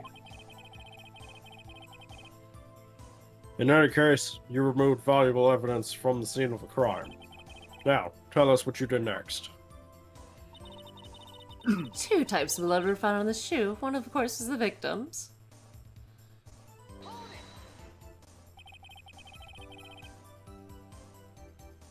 So you brought it to the forensics department.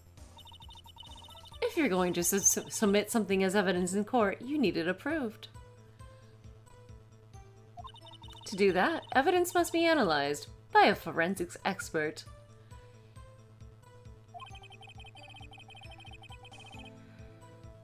And she got away with her little coup because she used to be a detective.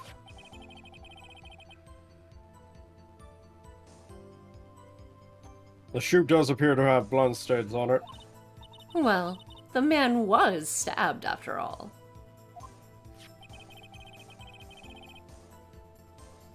And that blood belonged to the victim, Detective Goodman?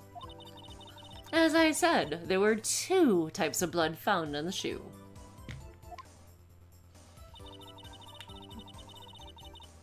And the other blood type matched that of the defendant, Miss Lana Sky.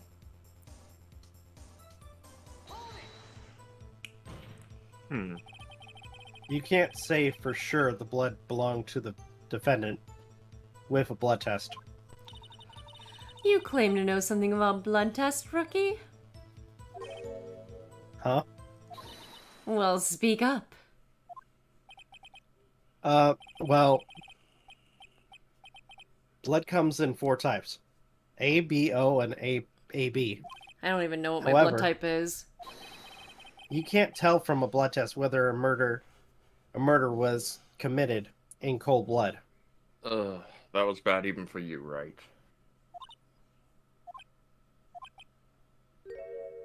Boo. That's just a figure of speech, Mr. Wright. Actually, we can differentiate between millions of types with all the blood tests out there. Which means we can more or less narrow any sample of blood down to just one person. Or so I hear. That's pretty specific.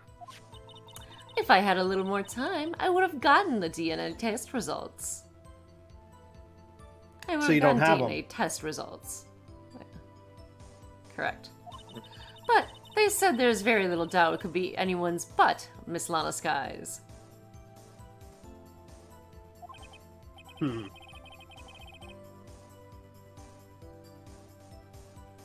So the suspect's blood was found on the victim's shoe. That ties her directly to the death of Detective Goodman. I was afraid he was going to say that. But hold on. I mean, she just said that she doesn't have the The DNA, yeah, but that... so it's like it could be anybody's. Mm-hmm. Not just, I mean, besides for the second blood type, it could be anybody's. Mm-hmm. Also, let's not forget, only Goodman's blood was on the knife. Yeah. I can't let this evidence go through without a fight. You ordered the peppered fish guts, right? Ugh. Yeah. Some like it hot, Mr. Wright. Some like your client. She's in enough hot water to make a whole vat of soup. Mr. Wright, do you or don't you have any problems with this shoe? A problem?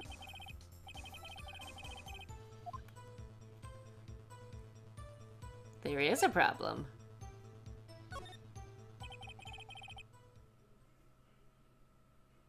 If I'm not imagining things, I'd say there's a critical problem with the evidence. A clear contradiction. That gleam in your eyes. You're still young, rookie. I just realized her necklace Yeah. is the hot dog thing. Yeah. Wait, it is? Hot dog octopus. Yeah, What? it just dawned on me. And her hat is a bunch of The rice. the piece rice balls. attached to her the collar. Yeah. What is hot dog octopus? It's you cut the hot dog at the end and then cut the end of it to look like octopus legs, like the tentacles. Huh. Okay, never heard of that. Interesting. You like having weenies on your neck? Oh god. Alright. Gross. I'd give you a pepper fish cut now. But you couldn't take the heat, could you? Let's hear what Mr. Wright has to say. What is the contradiction about the victim's shoe? Show us the problem with proof. Mm-mm. So it's the one on the bottom? Mm-hmm.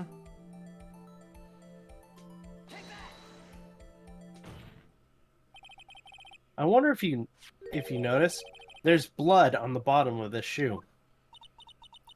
Don't mess with me, rookie. Or it'll be your blood on the bottom of my shoe. Indeed. There is quite a bit of blood on the bottom of the shoe.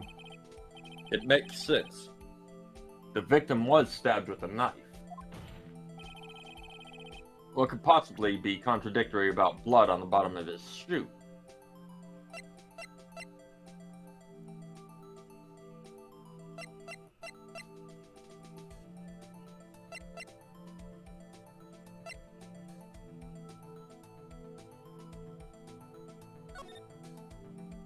Ah. There's no blood. Mm-hmm.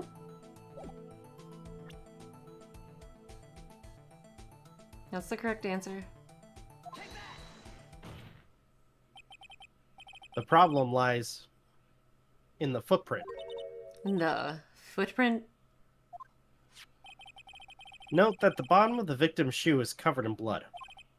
Then, isn't it strange? Why weren't any bloody footprints found by the scene of the crime? Oh, As you can see, there were no traces of any such footprints at the scene of the crime. That contradicts the claim about the shoe. This picture only shows part of the floor, so there could have been bloody footprints. Then where are they, Edgeworth? Because we checked the scene and we found nothing of the sort. order, order. Well, witness? What? Huh? Great going, Mr. Wright, but it is true that a lack of a footprint is a contradiction. But then we have to ask, why wasn't there a footprint? Oh, That's true. There has to be a reason why there wasn't a footprint. Think, Mr. Wright, think! hey. I don't know why it's not there. I'm just good at finding contradictions. What?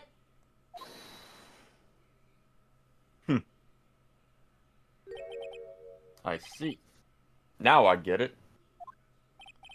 Yeah, what? our witness is more devious than I gave her credit for.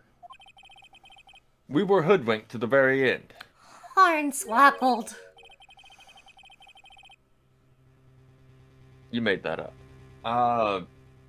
But she slipped. Nope. There's one vital hint to the truth in her testimony. What are you talking about? Think back to when she told us about apprehending the suspect.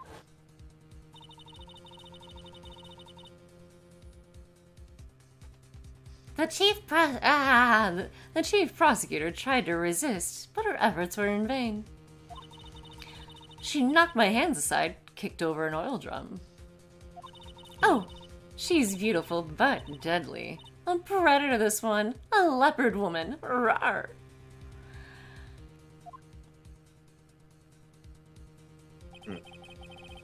I thought that was a strange thing for the normally cool-headed chief to do. No kidding. Now, witness, allow me to ask a very simple question. This oil drum, was it empty? That. I'm not sure I like your attitude, Mr. Edgeworth. Though apparently you're not the slowest conveyor belt in the lunchbox factory. No, that would be you. Witness, well, was the old drum empty? The old drum kicked over by the chief prosecutor was brimming with water. Water? What does that mean? Still don't get it, Mr. Wright? Do you want to know the reason she knocked it over? The real reason? You don't mean... Yes. The suspect knocked over that oil drum for one reason, and one reason alone. To erase the bloodstains that would become evidence against her. What?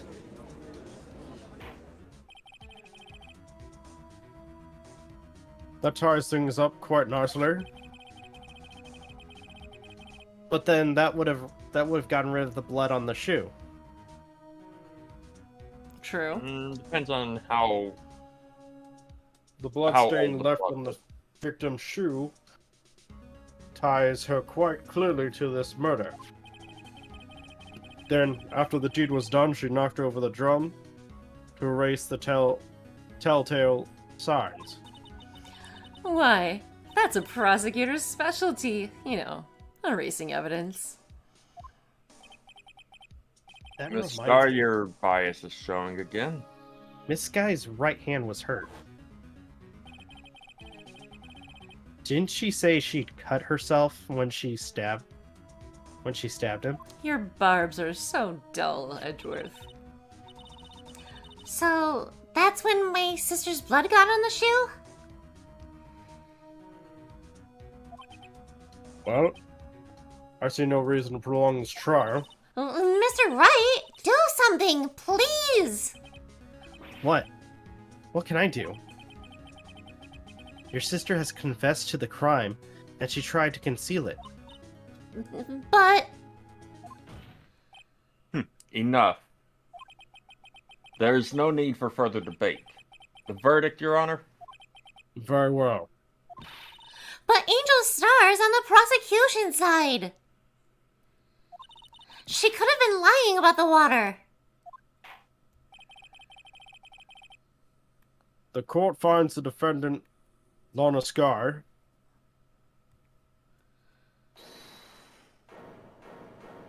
Who was it?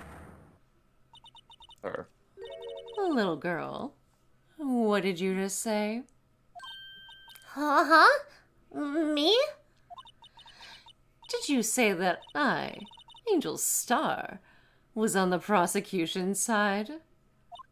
Well, yeah, you are. You're saying my sister hid evidence by erasing the bloody footprints. Well,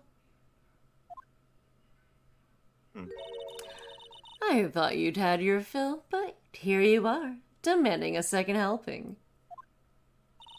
Another lunchbox. A lunchbox called Evidence. Wait, witness. Don't tell me you have something else. The time for deliberations is past. Any further comments and you will be held in contempt of court. Your threats don't scare me, or scare the cough-up queen. Look at this.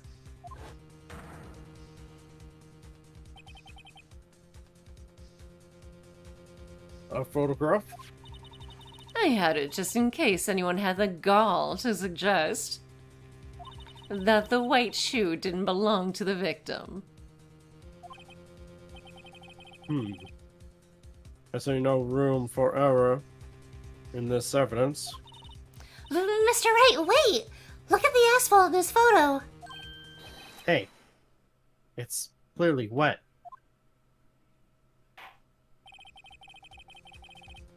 Erasing the last trace of doubt from the court's mind, immediately after the murder, the crime scene was washed with water. I'm sorry, Mr. Wright. I guess I couldn't help after all. Not your fault. I knew I couldn't win this case from the beginning. Size Matter says, why And- so sus with that eye contact? It seems this is what your sister wanted anyway.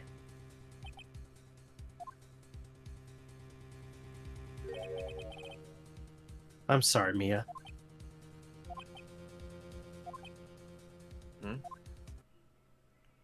Right. Wet or not. Don't be so quick to throw in the towel. Get yourself up the asphalt. Take another good look.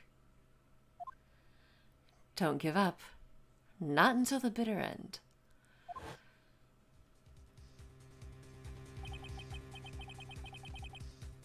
This is the last piece of evidence. Very well. This time, I'd like to declare the verdict for good.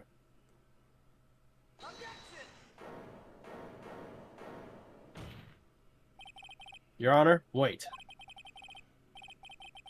Oh, what is it with you people?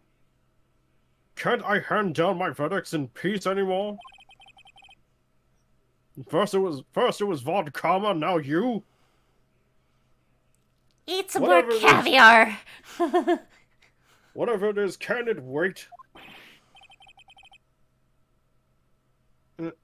No, it can't. Then it will be too late. Look at this photograph. The last one submitted. This trial isn't over until we give each piece of evidence proper consideration. So, right?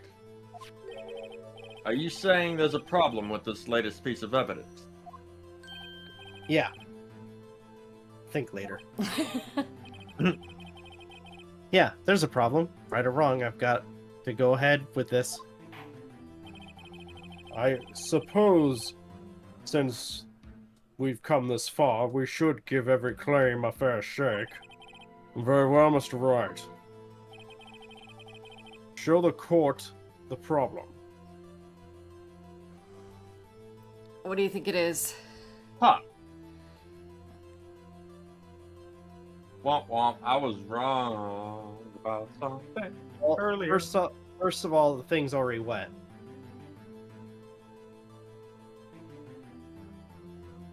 Is that water? Yes. Well, hold on. What is that in there? Well, what is it in? It's in the exhaust. What's Mhm. another term for that exhaust pipe? I was wrong about something earlier. Was it the tail? No, not the tailpipe. There was a term that was used earlier that the witness What's said in the that she tailpipe? heard- That she heard like- the witness say, It looks like cloth. or that the witness heard the defendant say when she caught her. It looks like a The muffler. There you go. But is that the... Let's see here. Is that the right? Hold on.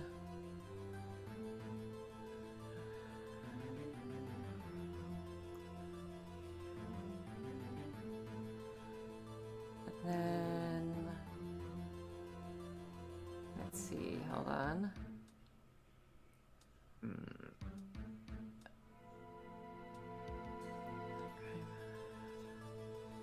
Yeah. That's it? Yeah. Huh. Oh, I guess not. Wait, hold on. Present crime photo. Wait, the music stopped. It was just a fade out. The problem is this photograph. The problem in this photograph is here. What's this? There's something poking out of the car's muffler. Wait just a moment, Mr. Edgeworth. Your Honor. You just said muffler.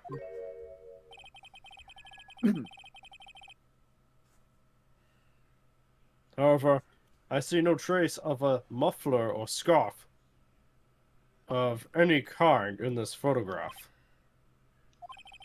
A muffler is also a part on a car or motorcycle, Your Honor. Just think of it as part of the exhaust system. A pipe, if you would.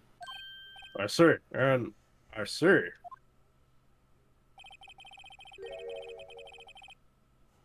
What's that suspicious-looking cloth sticking out of the car's muffler?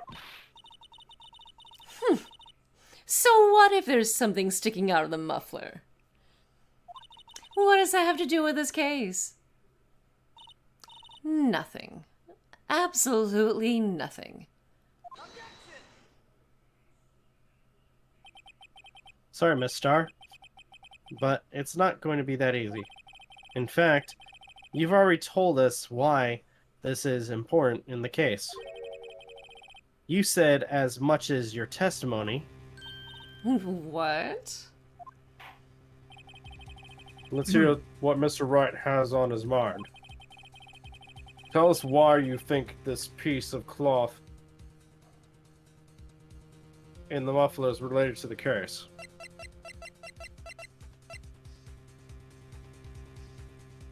You're right. Miss Star, recall your testimony for the court. Yes. When I arrested her, she mentioned the muffler. That's what had me confused in my earlier testimony.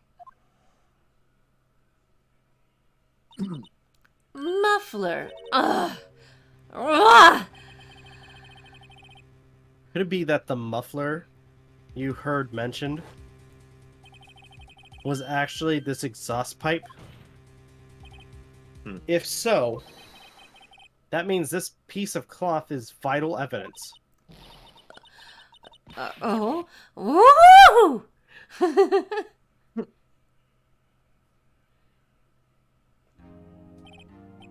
Well, it seems we have to suspend the proceedings. Suspend? I find myself wondering what that piece of cloth... Oh. If we leave any questions unanswered here, we do disservice to the law.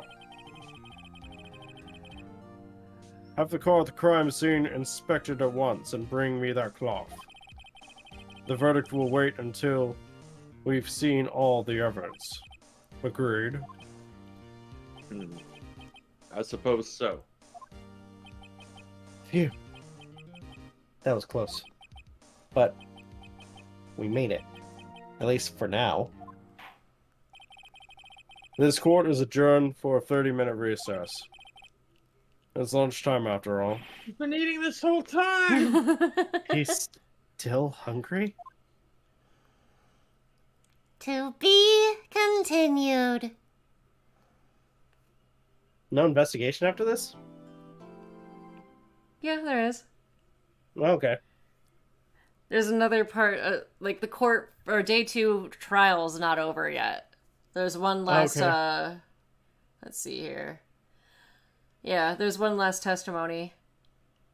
And this is where you meet the other character you'll be voicing. Okay. Yeah.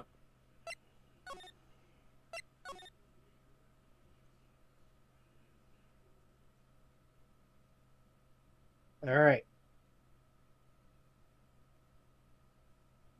Yeah? What's up? What's up? I was gonna say, how much, what time is it? 12:43, or so it'd be 9:43 your end. Yeah, 17 minutes. How long is that next session? For the trial, Yeah. it's just one witness testimony. So we could probably finish that up then. Yeah, if you want to. All right. Let's do it. Okay.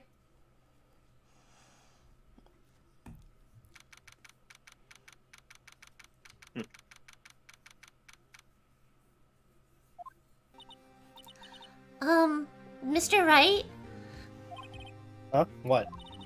are trials always like this with you? Like, you're swimming up the bottom from the bottom of a lake, about to reach the surface, but no matter how hard you paddle, you just never seem to get there. Pretty much. Okay. Except today we're swimming in quicksand. So, what happened to your sister anyway? Apparently, she got called off to the judge's chambers. Probably something to do about that piece of cloth. So, this is where we turn this trial around, right? Our only weapon, a tiny, insignificant piece of cloth. I'm the one who's starting to feel tiny and insignificant, to tell the truth. Hold up, partner. They say you should throw a red cloth to a bull, it'll fire up its temper. That's what they told me when I was a youngin', at least. Did you ride your horse here? Officer Marshall? Oh my gosh, you got me thinking of that one guy, that one bounty hunter from Cowboy Bebop that was riding his horse everywhere. Good. Even into a building that was blowing up. Turns out this is Jake Marshall. In space! Thought I'd come to take a look, see how the trial's going. Looks like I'm a little late. They've got the home ranch locked down tighter than a fort in enemy territory. That hard to slip out, huh? What is going on over there anyway? All the police I've seen these last 2 days have been really on edge. Don't you got enough on your plate without worrying about other people, compadre? What does the prosecutor have to do with any of this? They're all on edge. You could be worrying about the chief prosecutor's taste in mufflers, for example. Officer Marshall? The whole muffler thing didn't have anything to do with scarves. She wasn't even wearing a scarf. You don't say. Now don't that just beat all? Huh? I've seen the red breeze blow at her slender neck many a time. I saw it that day too. She was wearing a red muffler. What? At the awards ceremony that afternoon, Edgeworth seen it too, I reckon. What does that mean? But even if it was if it was red muffler, you wouldn't have been able to see blood on it. Or at least it would be difficult to see blood, wouldn't it? True. True. You got a point. In The muffler, maybe? In the photograph taken at the crime scene, she wasn't wearing a scarf. So, Miss Star wasn't mistaken. Well, it's about time. Remember, partner, sometimes you gotta grab the bull by the horn. And sometimes you just gotta let that bull go where it will. Time will tell. I have a bad feeling about this. So, what are we swimming in now, Mr. Wright?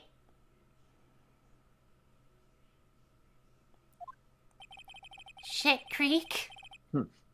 If it sticks, I was- I can hook you up with some fine ribs. Woo-wee! I was just about to make that joke, MJ, Awesome. but I kind of I held my tongue. Oh, I'm glad I did it for you. You're welcome.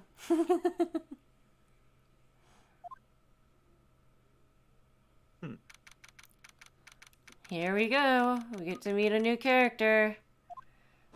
Oh, One of the most bombastic characters I've ever seen.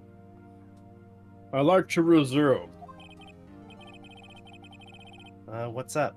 The judge keeps looking over to the at the prosecution. Oh, shit, he's pissed. Is something wrong, Mr. Edgeworth? Your face is blue, your lips are purple, and you're sweating It's blood. something I hate. That furrowed brow, those grinding teeth, those watery eyes. What's more, your eyes are unfocused and you're doubled over. Can't be. This can't happen. I wonder what happened to Mr. Edgeworth. Well, now, I believe it is time that we continued with our we're on with this trial. During recess, I requested that the prosecution conduct an investigation. This is unacceptable. Why? Why is he freaking out? Just having a bad day. Find out. It seems our prosecutor is quite beside him. Turns out it's With himself. it's Edgeworth's Oh, muffler. no. Here he is, the new character.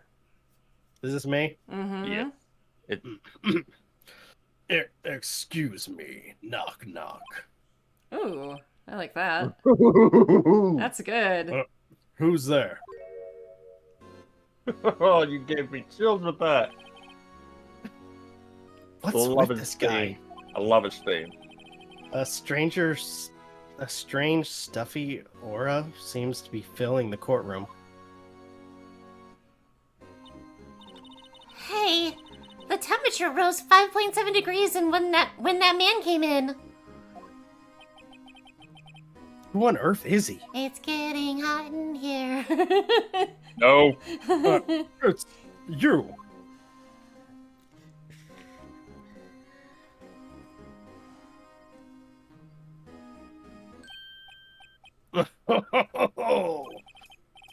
Sorry I'm late. Gee. Okay. Udgy. It's a pet name for the judge. Udgy. Udgy. The rows were packed. It's just me. Long time no see, Udgy. How you been? Swim much these days? Oh, hello. Oh, no. I've been busy. Busy? Busy, Mizzy, Uggy. My boy, you have to make time to relax. Yes, indeed. Archie seems to be his nickname for the judge. I'm afraid you're right. Very afraid. Sorry, but who are you? So, you're Righto, the attorney. I've heard good things about you, son. Thanks. So sorry, our little worthy giving you all that trouble, eh? You know, we should all go swimming together sometime, Jolly. Little Worthy? Mr. Wright? You don't know the district chief of police? Chief of police? He's the top-ranking police officer in the entire district. Thinking back, didn't you give a similar voice to the chief? I don't remember. The name's Grant. Gant. Gant. Demon. There's no R. Oh. Name's Gant. Demon Gant. Pleased to meet you, everyone.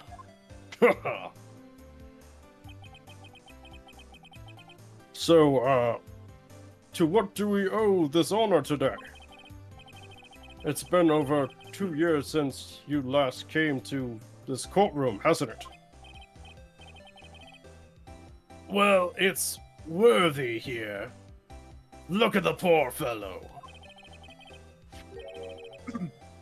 I just thought I'd help out by bringing this. Hey, that's... My sister's muffler. So Miss Star wasn't just seeing things. When the crime occurred, Miss Sky really was wearing that muffler. But to think that it was stuffed into that exhaust pipe. On little Worthy's car, no less.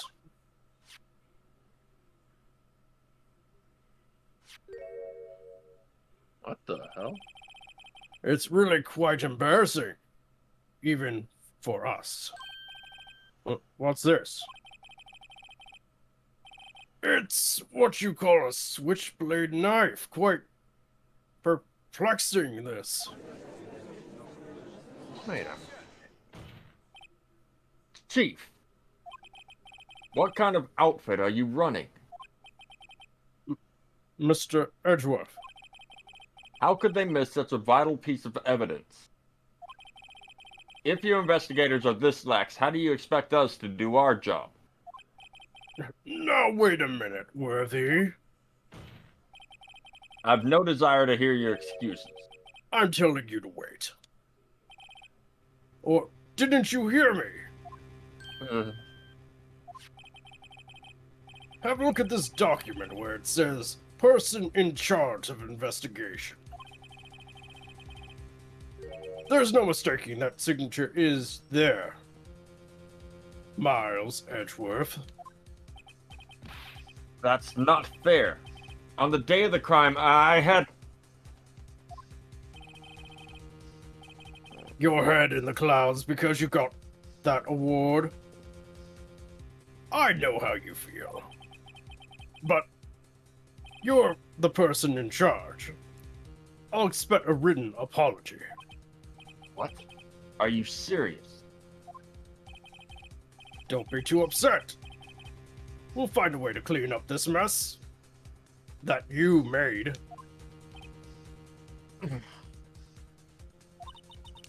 This is the first time I've seen Mr. Edgeworth at a loss for words.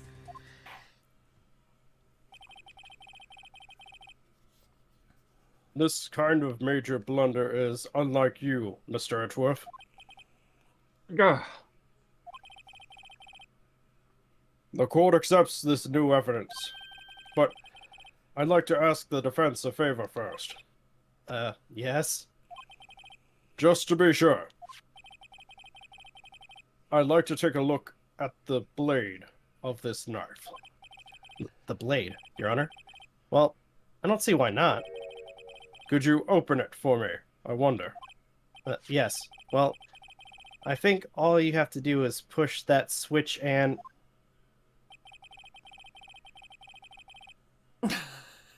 If I cut my finger, Mr. Wright, I wouldn't be able to pound my gavel anymore. Yeah, but if I cut my finger, I wouldn't be able to point it at people anymore. Come on, just hurry up and open it.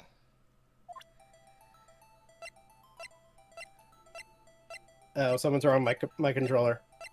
No, it's an automatic thing. Oh, okay. That tag, though. Hold on, can I see that tag? Cell 9-2.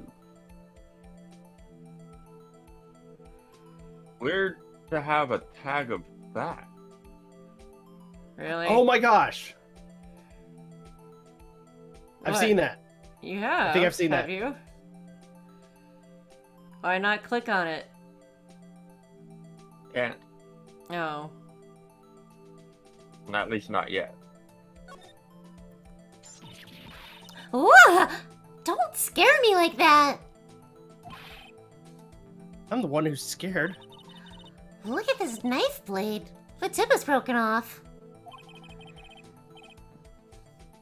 And this dark red stain. Blood? Probably steak sauce. Okay. Someone say steak sauce. Nope, no one. This does not excuse the actions of the police department. Okay, hold on. Before I voice the character. Okay, I think I'm wrong. What? No? No? Stop.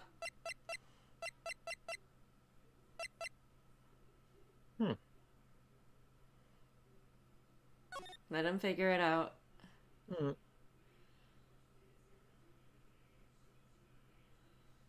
SL-9. That's not a 9?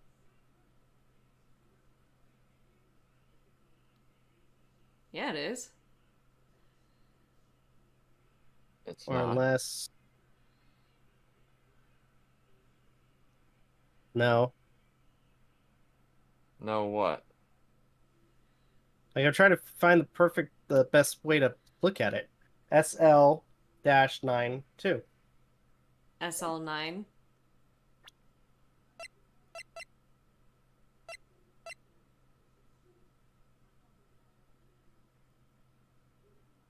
Alright, there we go. Yeah? What? SL9. There you go.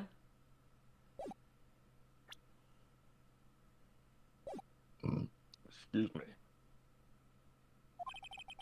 I would like to hear an explanation from the chief of police himself. I'm terribly sorry, but could I ask you to testify for us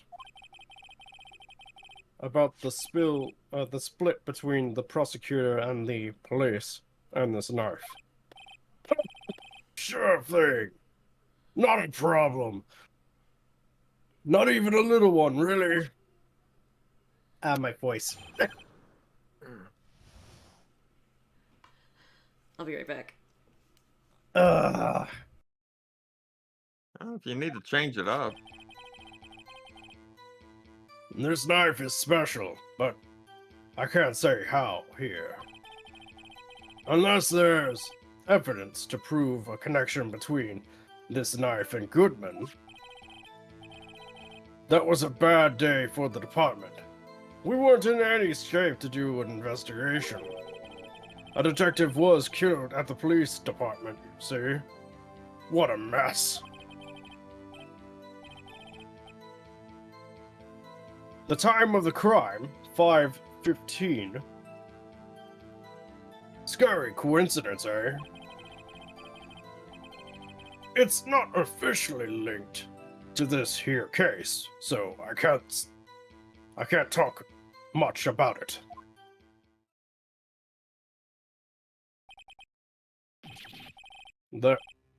There was a murder at the police department, a detective? That's hush-hush information, Ajay. We haven't yet exactly announced it yet. Wait a second. You said 5:15. That's the exact time that Detective Goodman was killed at the prosecutor's office.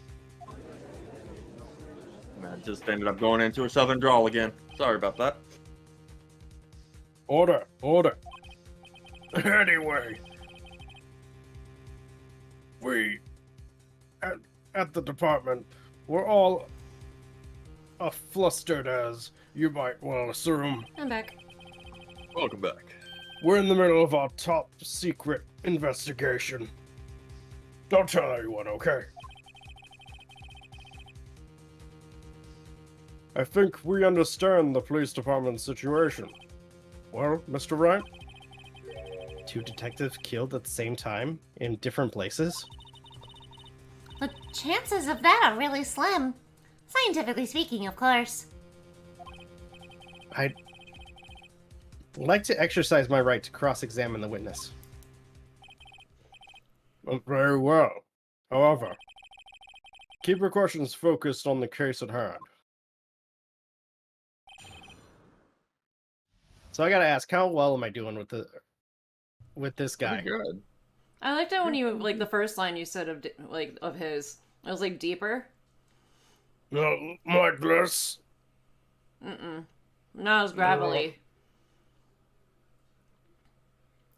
Kind of like almost like. Yeah, less gravel because it's. I know that's gonna strain your throat. Baritone, but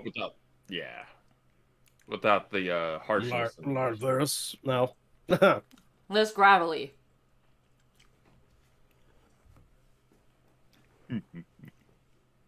Kind of like what Aden just did. This knife is special. But I can't say how here. Like that? Less gravelly. Because you sound like the judge. Yeah, but the judge is more like this. However you want to do it, dude. Okay.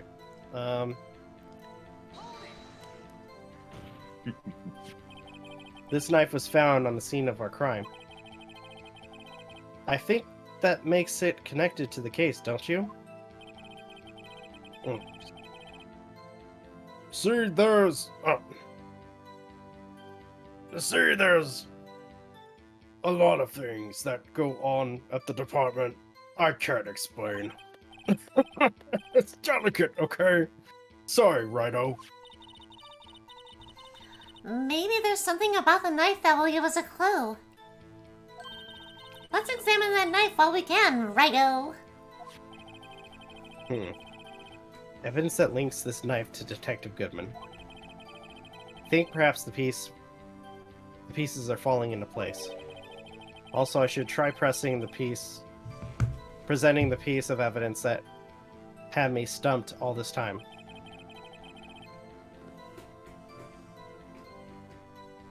So, how were things down at the department?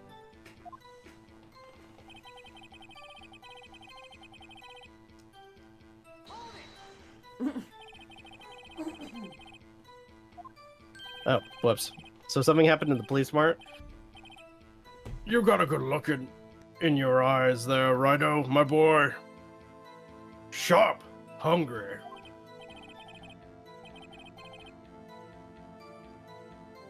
So, something did happen. And why wasn't I informed?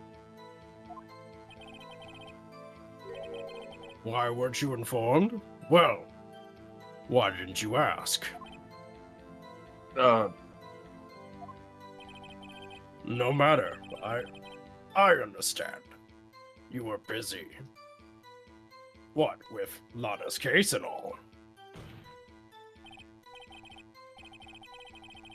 Well, what happened? What happened at the police department that day?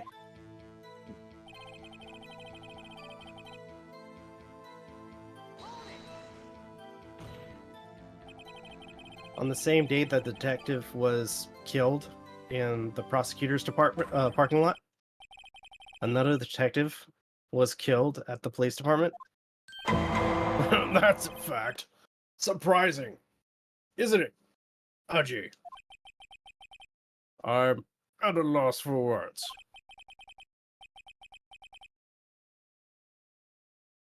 And the perpetrator, do you have a suspect? Well, there was a suspect.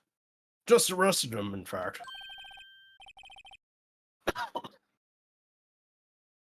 If you Just need to change arrested? it up so it's not so harsh on your throat. Go for it, you know? Well, that was quick. That's why I kept saying less gravelly, because you're going to hurt your throat if you keep voicing it like that. But there's but there We can make him sound like Melchior. What, the Roshi? But that's my go-to usually. Let him have it.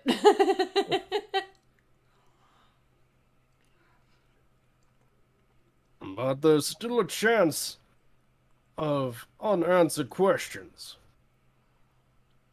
Maybe you can help, Righto. I suppose I could help if you help me by giving me data on your case. Oh, good one. This kid's sharp. Okay. Here's the deal. I'll tell you one thing if you... You might want to I'll tell you one thing and one thing only. save, my friend. Huh? You might want to save. Because he's not kidding on that.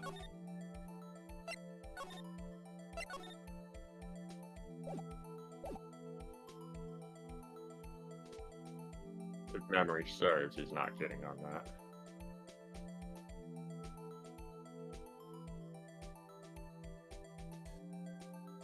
Well, he just said that the victim died the same time. As well as where, technically. So how was the victim killed?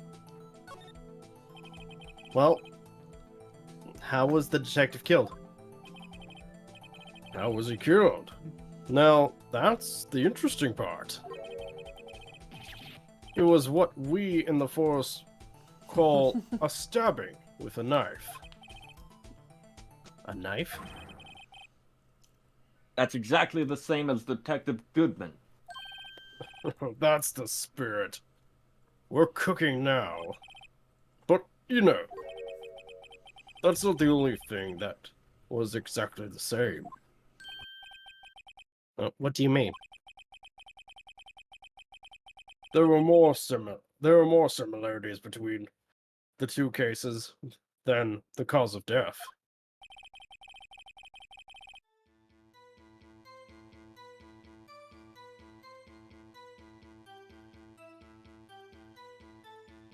It seems like I'm gonna have to press this a bit harder.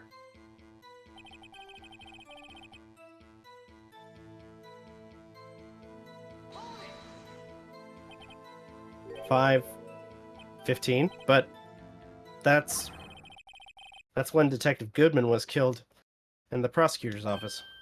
What? Funny, isn't it? A murder at the prosecutor's place and the murder at our place at the same time. What are the chances? Coincidence. This is just my gut feeling, but I'd say there's a 0.001% chance of that happening. Science. Chief Gant, please tell us more about the incident.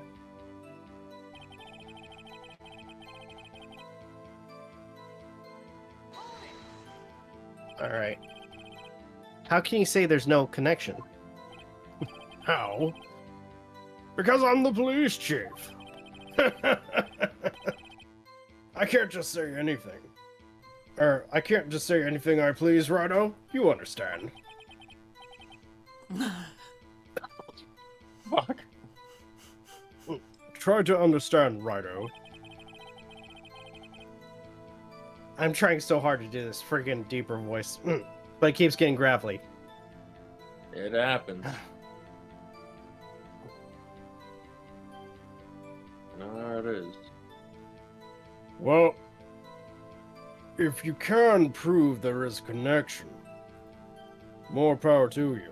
You can make him sound like, what do you think Colonel Sanders would sound like? It's kind of who he reminds me of, like with his head. Maybe there is something that ties the two murders together. Or make him sound southern. Whatever it is, better find it and get to the bottom of this. 2 detectives were killed at 5:15. One at the prosecutor's office, and the other at the police department. That can't be coincidence. And that knife. What was it doing there? I'd like to check this knife out.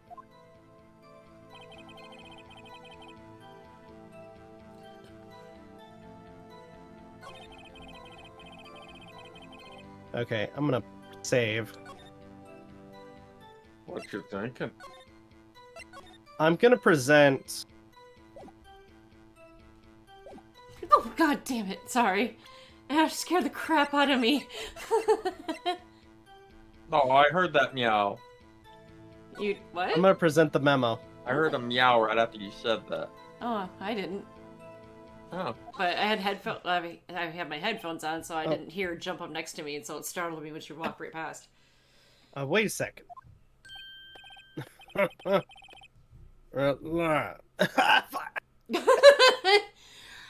And I'm supposed to be the cough up queen. Take a look at this guy. Trying to go after my An throne. honest to goodness objection. This knife. This has to have something to do with Detective Goodman. What do you mean?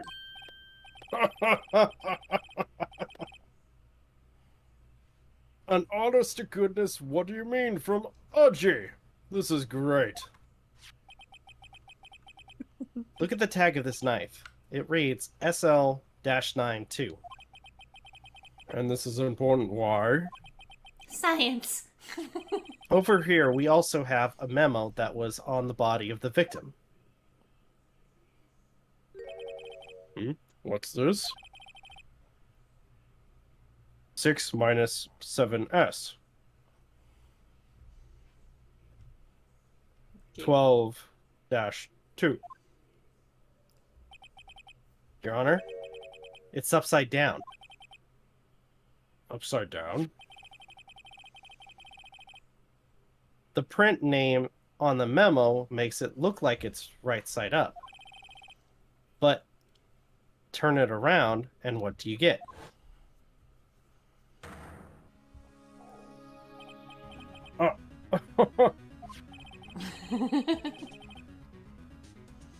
Whoever wrote this note was holding the paper upside down.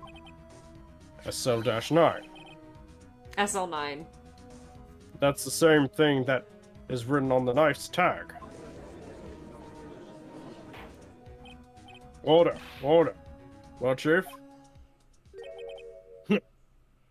well. I guess the cat's out of the bag. You win, Righto. I win? What game is this guy playing? This knife is, or was, evidence in a case. It was stolen from the department's evidence room. Sounding a lot like the judge now. Oh. Do you remember how you voiced Melchior? From Chrono Trigger? Melchior was the The guy was... Smith. where The he guy just who reforged where the he map. he sound like Roshi. Yeah. That's what, yeah. Yeah, but that's my go-to usually. So? Maya's my go-to. Huh? I said Maya's my, or actually be Smoke is my go-to. It would work for this character. Trust me. All right. That was a bad day for the department. Wait, I Good. need a drink. Hold on. I like it. Okay. We weren't in any shape to do an investigation. Wait, actually, no. What? You know what actually would sound better? What? What's that? The King. Isn't it the same voice? No. King, he went more for Android 13. This was Oh. more of a southern drawl. Yeah. Yeah, go for that. A detective was killed. Yeah. Police department. See, what a mess. The time of the crime, 5:15. Scary coincidence, eh? It's not officially linked to this here case, so I can't talk about it. Two detectives were killed at 5:15. One at the prosecutor's office, and one at the police department. I've already read that. Mm-hmm. We just did that. Well, so now what do we do? I forget. Okay.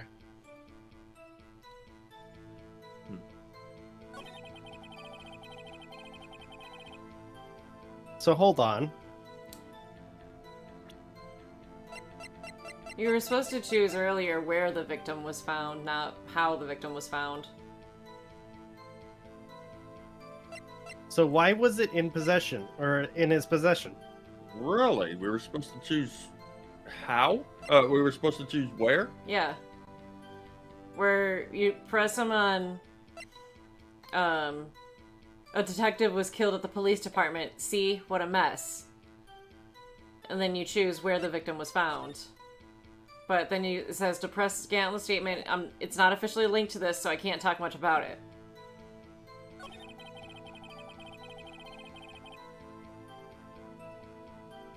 So, next line.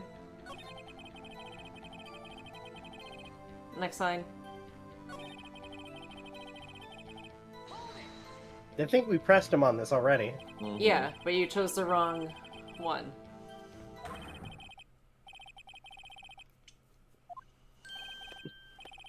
that's a fact. Surprising, isn't it? Oh gee.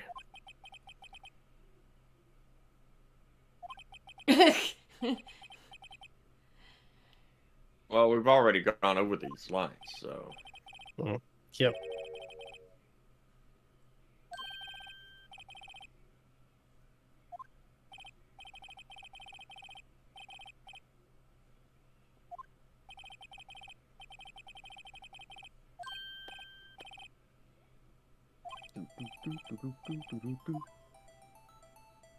So Choose where. we're kind of getting a second chance on this then. Yeah, What's wrong then? Okay. where the victim was found. So tell me, where was the victim found?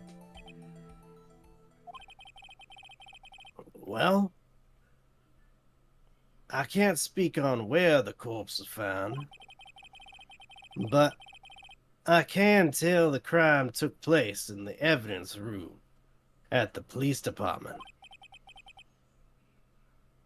The evidence room? Wait a second. I have heard of that.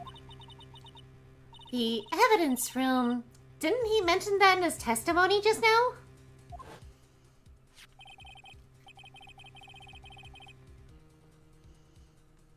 This knife was evidence in a case. It was stolen from the department's evidence room.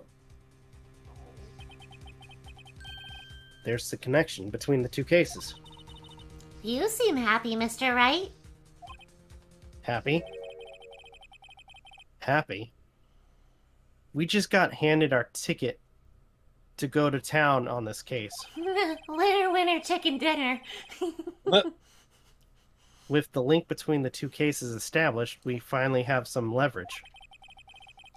Now we can get Gant to testify about the case or about the details. Press him.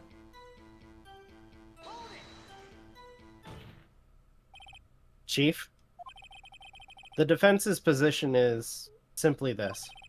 The connection between these two cases has already been proven. You don't say. Well, out with it, Rado. What's your connection? Yes. Out with it, Mr. Wright. The connection is a place mentioned in the testimony we just heard. The knife found in the lot was stolen from the police department's evidence room. Not to mention the victim had on him the case number on the knife's evidence tag. And we also know that the detective murdered at the police department was killed in that very same evidence room. Indeed. There do seem to be too many connections for it to be a coincidence.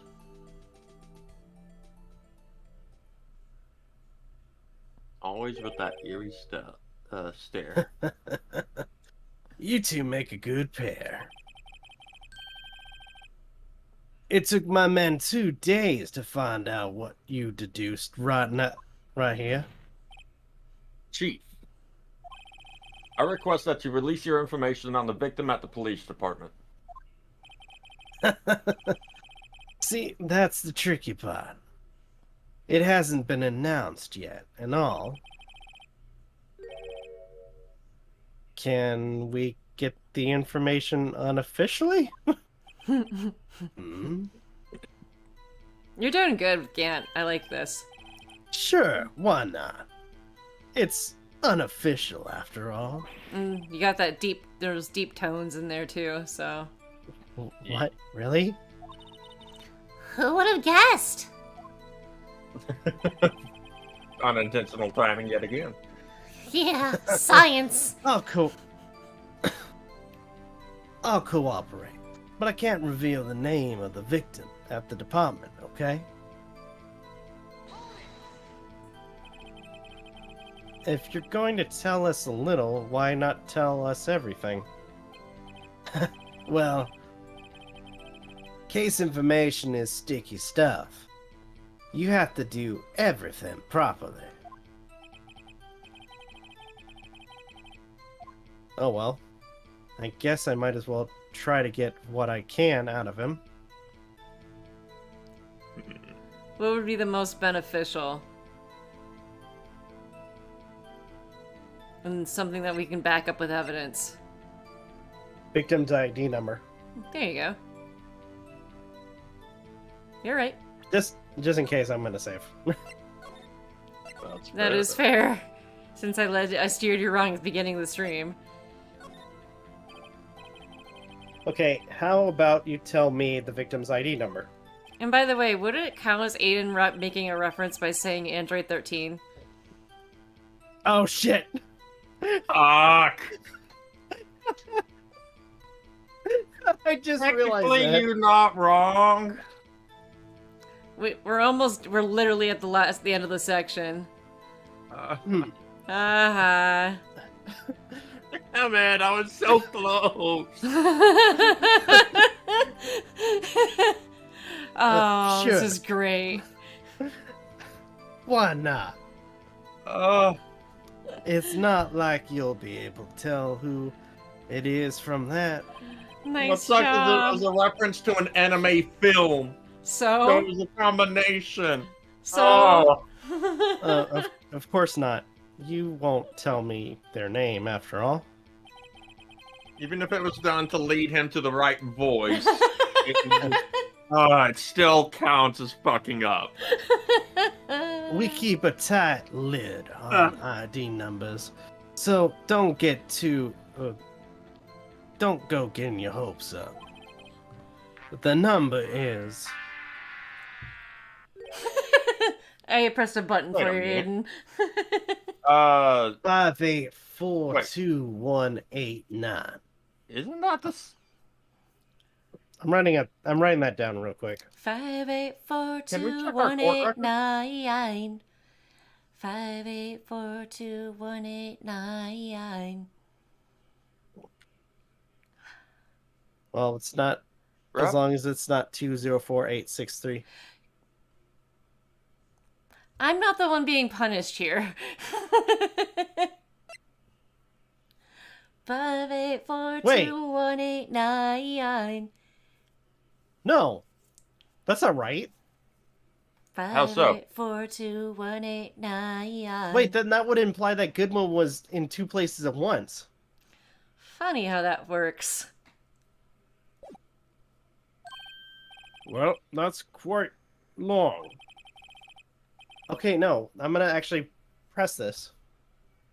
You should. Uh, Or present the ID. we have to remember these. It drives me nuts. 8-2. I can't do it. 5842189. You don't even get the first number right. Well, Mr. Wright, does this tell you anything? The ID number of the victim. This tells me something. Actually, it does, Your Honor. It does. I think. Meaning? It has to be what I think it is. But what does this mean? Well, let's hear what the defense has to say.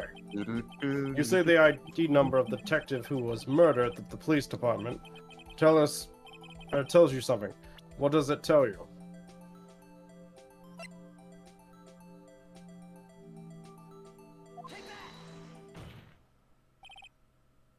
Witness?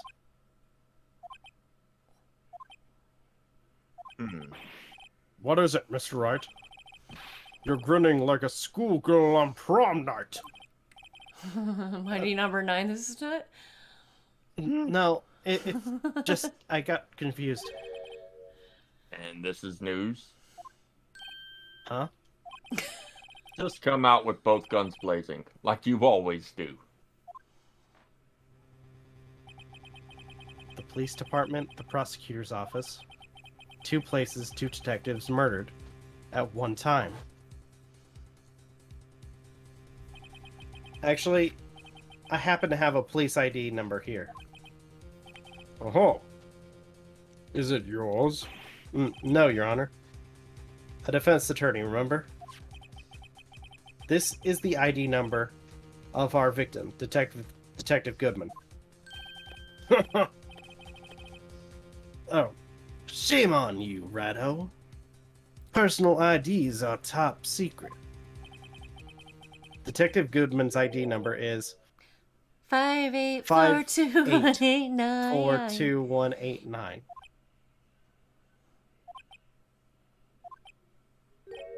And this means what exactly? Huh? Wait. That ID number we heard from the chief earlier. That started with 82... Well, I forgot. You didn't even get the first number right. Again!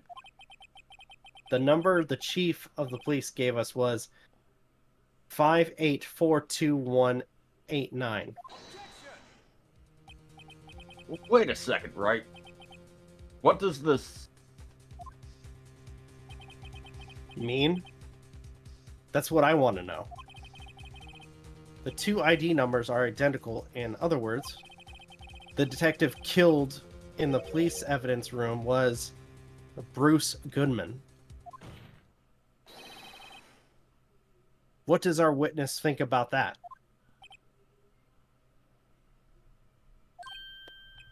Oh, sharp as a tack, Ratto. Sharp as a tack. Wait. Detective Goodman is our victim. No, He he's was mine. At 5:15 in the underground parking lot.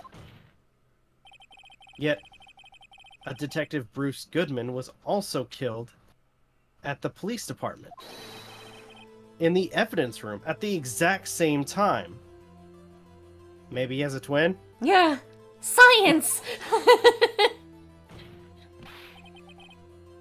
That's impossible. So, what we're saying is the same person was killed at the same time. And in a completely different location? What does it mean? Order, Chief. What does it mean? No. What I want to know is, why didn't I hear about this? Yes, it's top secret, fine. But I'm the prosecutor in charge of the case. Now, just wait a second, Worthy. No need to get all flustered. Your Honor, the police department has made a grave error in this case. Wait. I said wait. Or didn't you hear me? Oof, that look he gave just a moment ago. He's like got Danganronpa eyes. Yeah. Oversight, the grave era, Mr. Edgeworth, they're yours. What? How? How dare? We informed you yesterday. Womp womp. I believe it was our officer Meekins Meekins. who brought who brought you the news.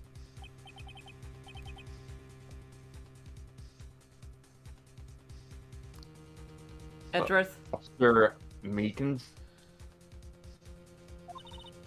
Mr. Wright, where have we heard that name before? Oh wait, I actually thought of a good voice for Meekins. Go for it. Wait. Aha!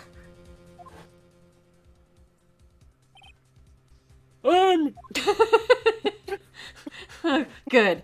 Great. That's me. Oh no.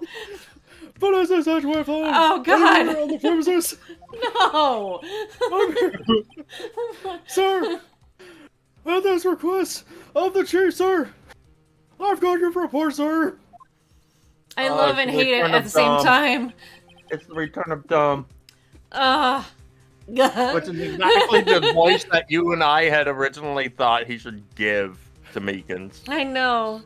It's funny how it works Okay, that I'm gonna say way. this right now. Aden doesn't have to say where it's from, but he knows exactly where I got that voice from. I do. we'll talk about it more when we get off the stream. You don't mean him. According to Meekins, you didn't accept the report. Hard to believe. But your officer, he told me. He said that report had nothing to do with the Lana Sky incident. Detective Bruce Goodman murdered in the police department evidence room. Mr. Edgeworth, the victim's name is written right on the top of the report. Ah! Why didn't your officer tell me? Honestly, I'm not sure if that officer was capable of making the connection. Hey, he's kind of dumb. He's dumb as shit. He seems. Oh, I'm sorry, challenged.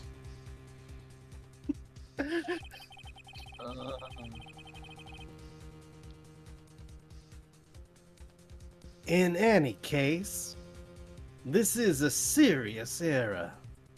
A gross negligence of duty on your part, Worthy.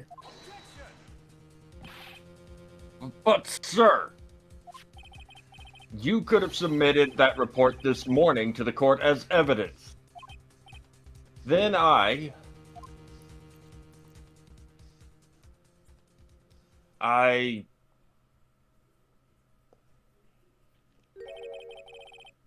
No such luck this time, Worthy. Or should I say, unworthy. What? Now, what was the second rule of evidence law, Well, Mr. Wright, Huh? Well, it's... Rule number 2, unregistered evidence presented must be relevant to the case on trial. And how is this rule relevant? Normally, you submit a list of evidence to be listed in the court before the trial. This report wasn't on that list. So, what does this mean? I couldn't submit this evidence until a connection was proven in court.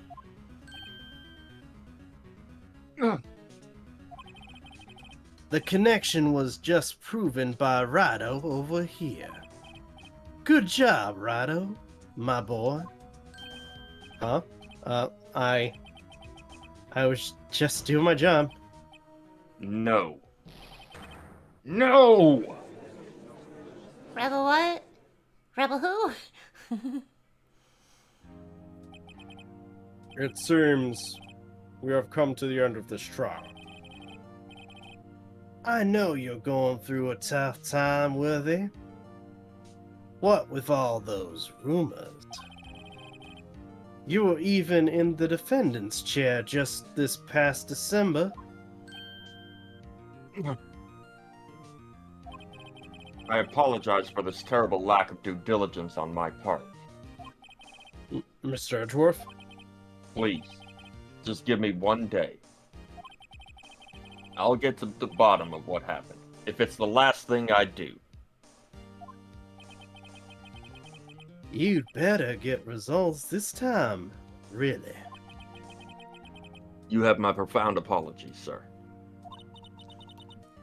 Poor Mr. Edgeworth. I don't think there's ever been an error this serious in the history of this court. I will grant one further day, as the prosecution has requested. Will that be sufficient, Mr. Edgeworth? Yes, Your Honor. Thank you. Whatever your punishment for this is, for your sake, I hope it's decisive. Or it's not decisive. Very well. Court is adjourned. To be continued. So does that character come back? Who? Gant? Gant? Yeah. Yeah. He's- Okay. Man, he really, like, took control of the Gant. conversation. Yeah. Yep. That's why I called him a boisterous fellow in the group DM. Alright. Let's see. I believe we're on chapter Just a moment. 8 I now. need to use the restroom, and I'll be back in time for my punishment. What's even funnier is that now he has that plushie staring at him. Yeah. Oh, no. Okay, I'm gonna shut off the game so we can... 'cause that'll be the final thing, then. I'm guessing it's another chapter? Oh, hell yeah, it is. What else would Okay. it be? Alright, I'm gonna stop the stream on my end, then. Yep. Okay, that's funny. I almost didn't catch it, too. I guess that was a better voice for him. Oh, yeah. Absolutely. I'll get rid of this. Ah! I'm sorry.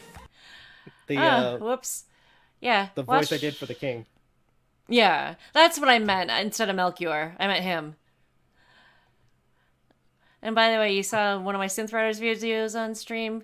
Go watch it, please. I did a side-by-side. I'm promoting my own shit since basically my Twitch channel is kind of on hiatus until I figure out something. Hold on. Let me readjust on. Okay, wait, do I need to make it a little bigger or smaller? A little smaller. Actually, I'm going to make the font bigger. But, He was so close. I know. That sucks for him. But it's great for you and I. And those watching. That was... I kind of feel bad. I don't. I'm bad. Bad about what? About you being so close to not having to get punished for fucking up. You got me good with that, MJ. You got me good. I almost didn't catch it. And I was like, wait a minute. Hold on, we're still readjusting in Streamlabs. Yeah, it still counts. It still counts. So, kind of the default punishment, since Aden wasn't supposed to make any anime or film references for the entire stream, since he fucked up, he gets punished by me reading another chapter of Garfield Effect, Galaxy Adventure by Shakespeare Hemingway, which I will, of course, leave the link in the description after the stream's done. I just want to make sure that I... Well, while you're reading them... Yeah, there we go. Okay. So, we are on chapter 8 out of 19. Real quick, MJ. No, just kidding. What? Wait, are you... I'll look at my cam. Yeah, I've assumed you were. Hold on. Yeah, I was just saying about that. Yeah, as you can see, He's got his pal with him. It's great, isn't it? He's ready for this. Do not try. I like his that one review. It was like, he makes a good punching bag.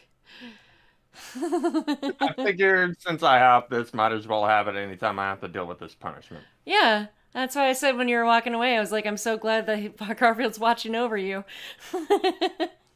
All right, here we go, Chapter 8.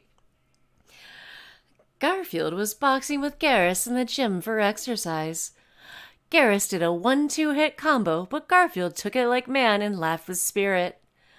Ho ho, you better hit harder or I'll be knocked out with boredom, taunted Garfield with humor. I would like to be seeing you try hitting harder, challenged Garrus with energy. Okay, said Garfield as he punched Garrus, making his head up like spring and sending him flying hundreds of feet away. Garfield, you are world champion boxer. You punch like angry ox, complimented Garrus on Garfield punching. I won championship trophy back in the days, said Garfield, walking to his seat. Here is specially prepared lasagna with spicy sauce, said Samara, walking in with a plate of lasagna. Thanks, Toots. It is spicy like your bod, complimented Garfield as he let Miranda massage his muscular back. As Garfield relaxed, a hologram came to him for visiting. Garfield, this is the elusive man. Kind of sounds like another character that I just voiced a second ago, but we're going with it, said the hologram. Garfield glanced at the elusive man with casualness and lit a cigarette. What is it, elusive man? I am being busy, said Garfield with chilled relaxation as he opened up a Naked Ladies magazine for reading pleasure.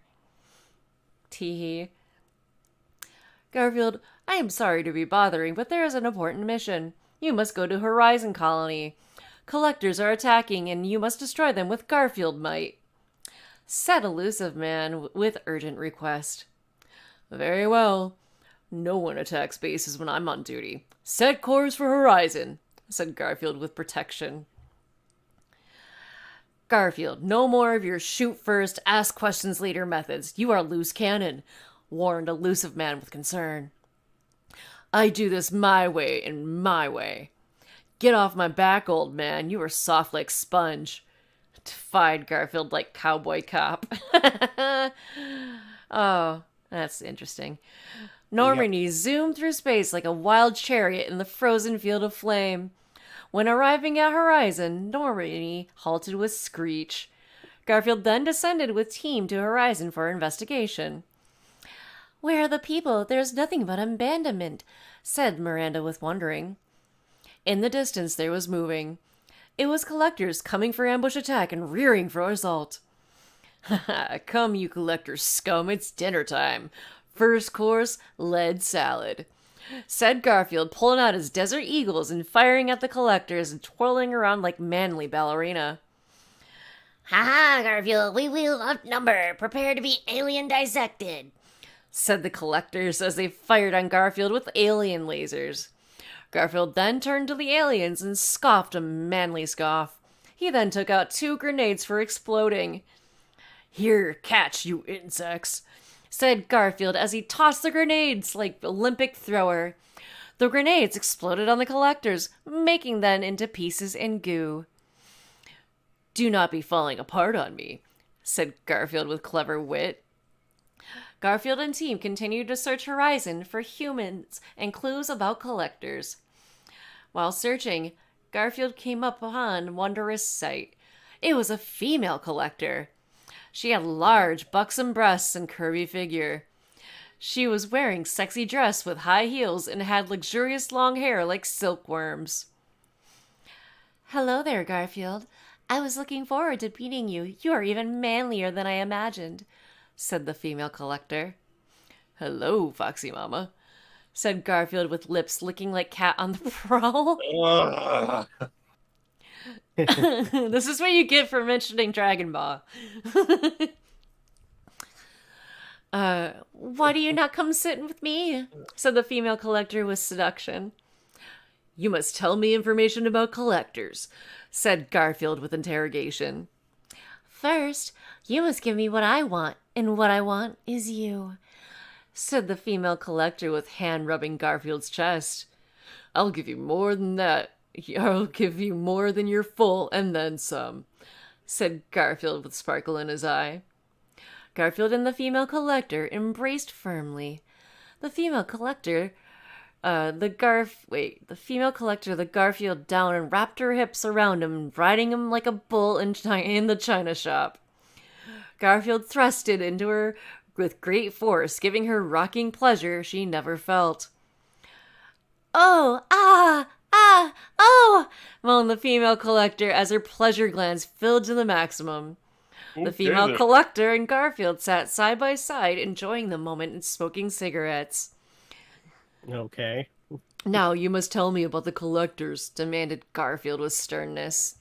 Very well, Said the female collector as she lounged. the collectors were once Protheans, and now they work for Reapers, Said the female collector with knowing. Of course, said Garfield with light bulb eureka moment. Collectors will collect humanity for Reapers' evil plans, Said the female collector. Not on my watch, said Garfield as he pulled out his Desert Eagle and shot the female collector. Okay, then. Okay. Come, we must search more, said Garfield to his crew. As Garfield and crew searched, they saw something approach them. It was a collector hologram. I am the Harbinger. You will surrender, Garfield, said the hologram. Why you not come out and fight me like a man? Challenged Garfield with clenched fists. In due times, Garfield, in due times. Now you will pay my piper for your refusals, said the Harbinger as he summoned a flying collector beetle to fight Garfield. Garfield's squad fired on the beetle, but it was too strong. Its armor is too thick, Garfield. What shall we do? Cried out Tolly. Take this, Tolly, said Garfield, handing her a giant rocket launcher.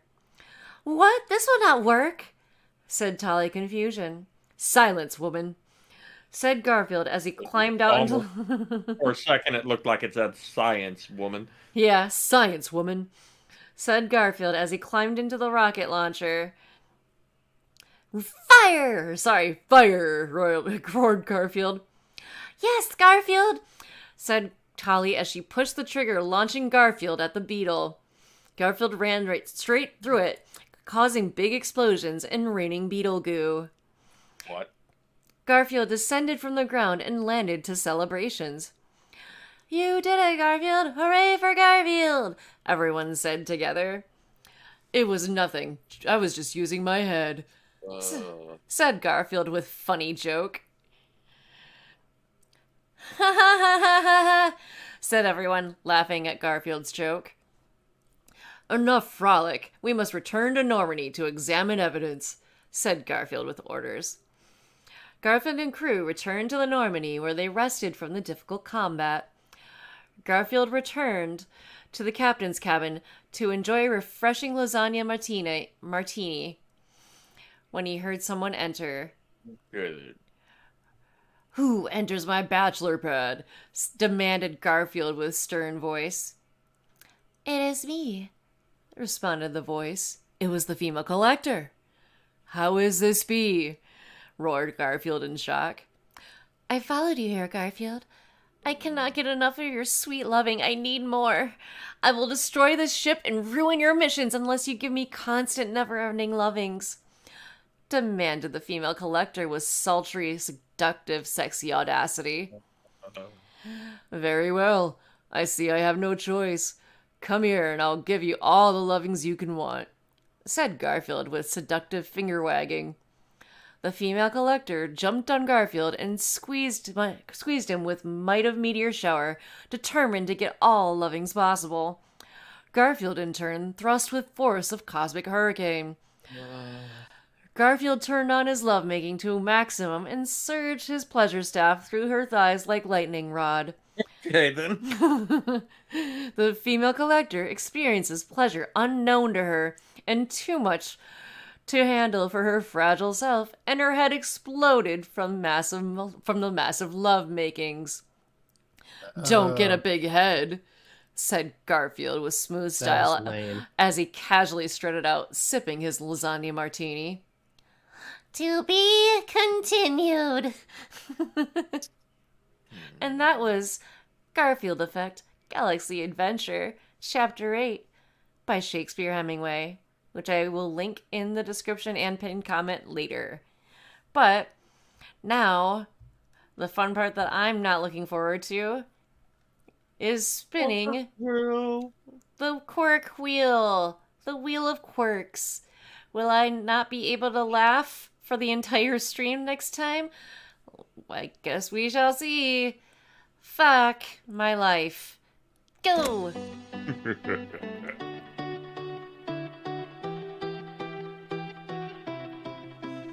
Come on. Wow. Oh no! Oh! God. Yeah, I don't care that this affects all of us. It is funny. Well, I guess my part of it's gonna have to wait till next Saturday. Shit. If I end up being no. available for next Saturday. Oh, man. It's both funny that this happened, but it also sucks. Rob and I have got to be super serious next time. How are y'all gonna do next Friday? I don't know.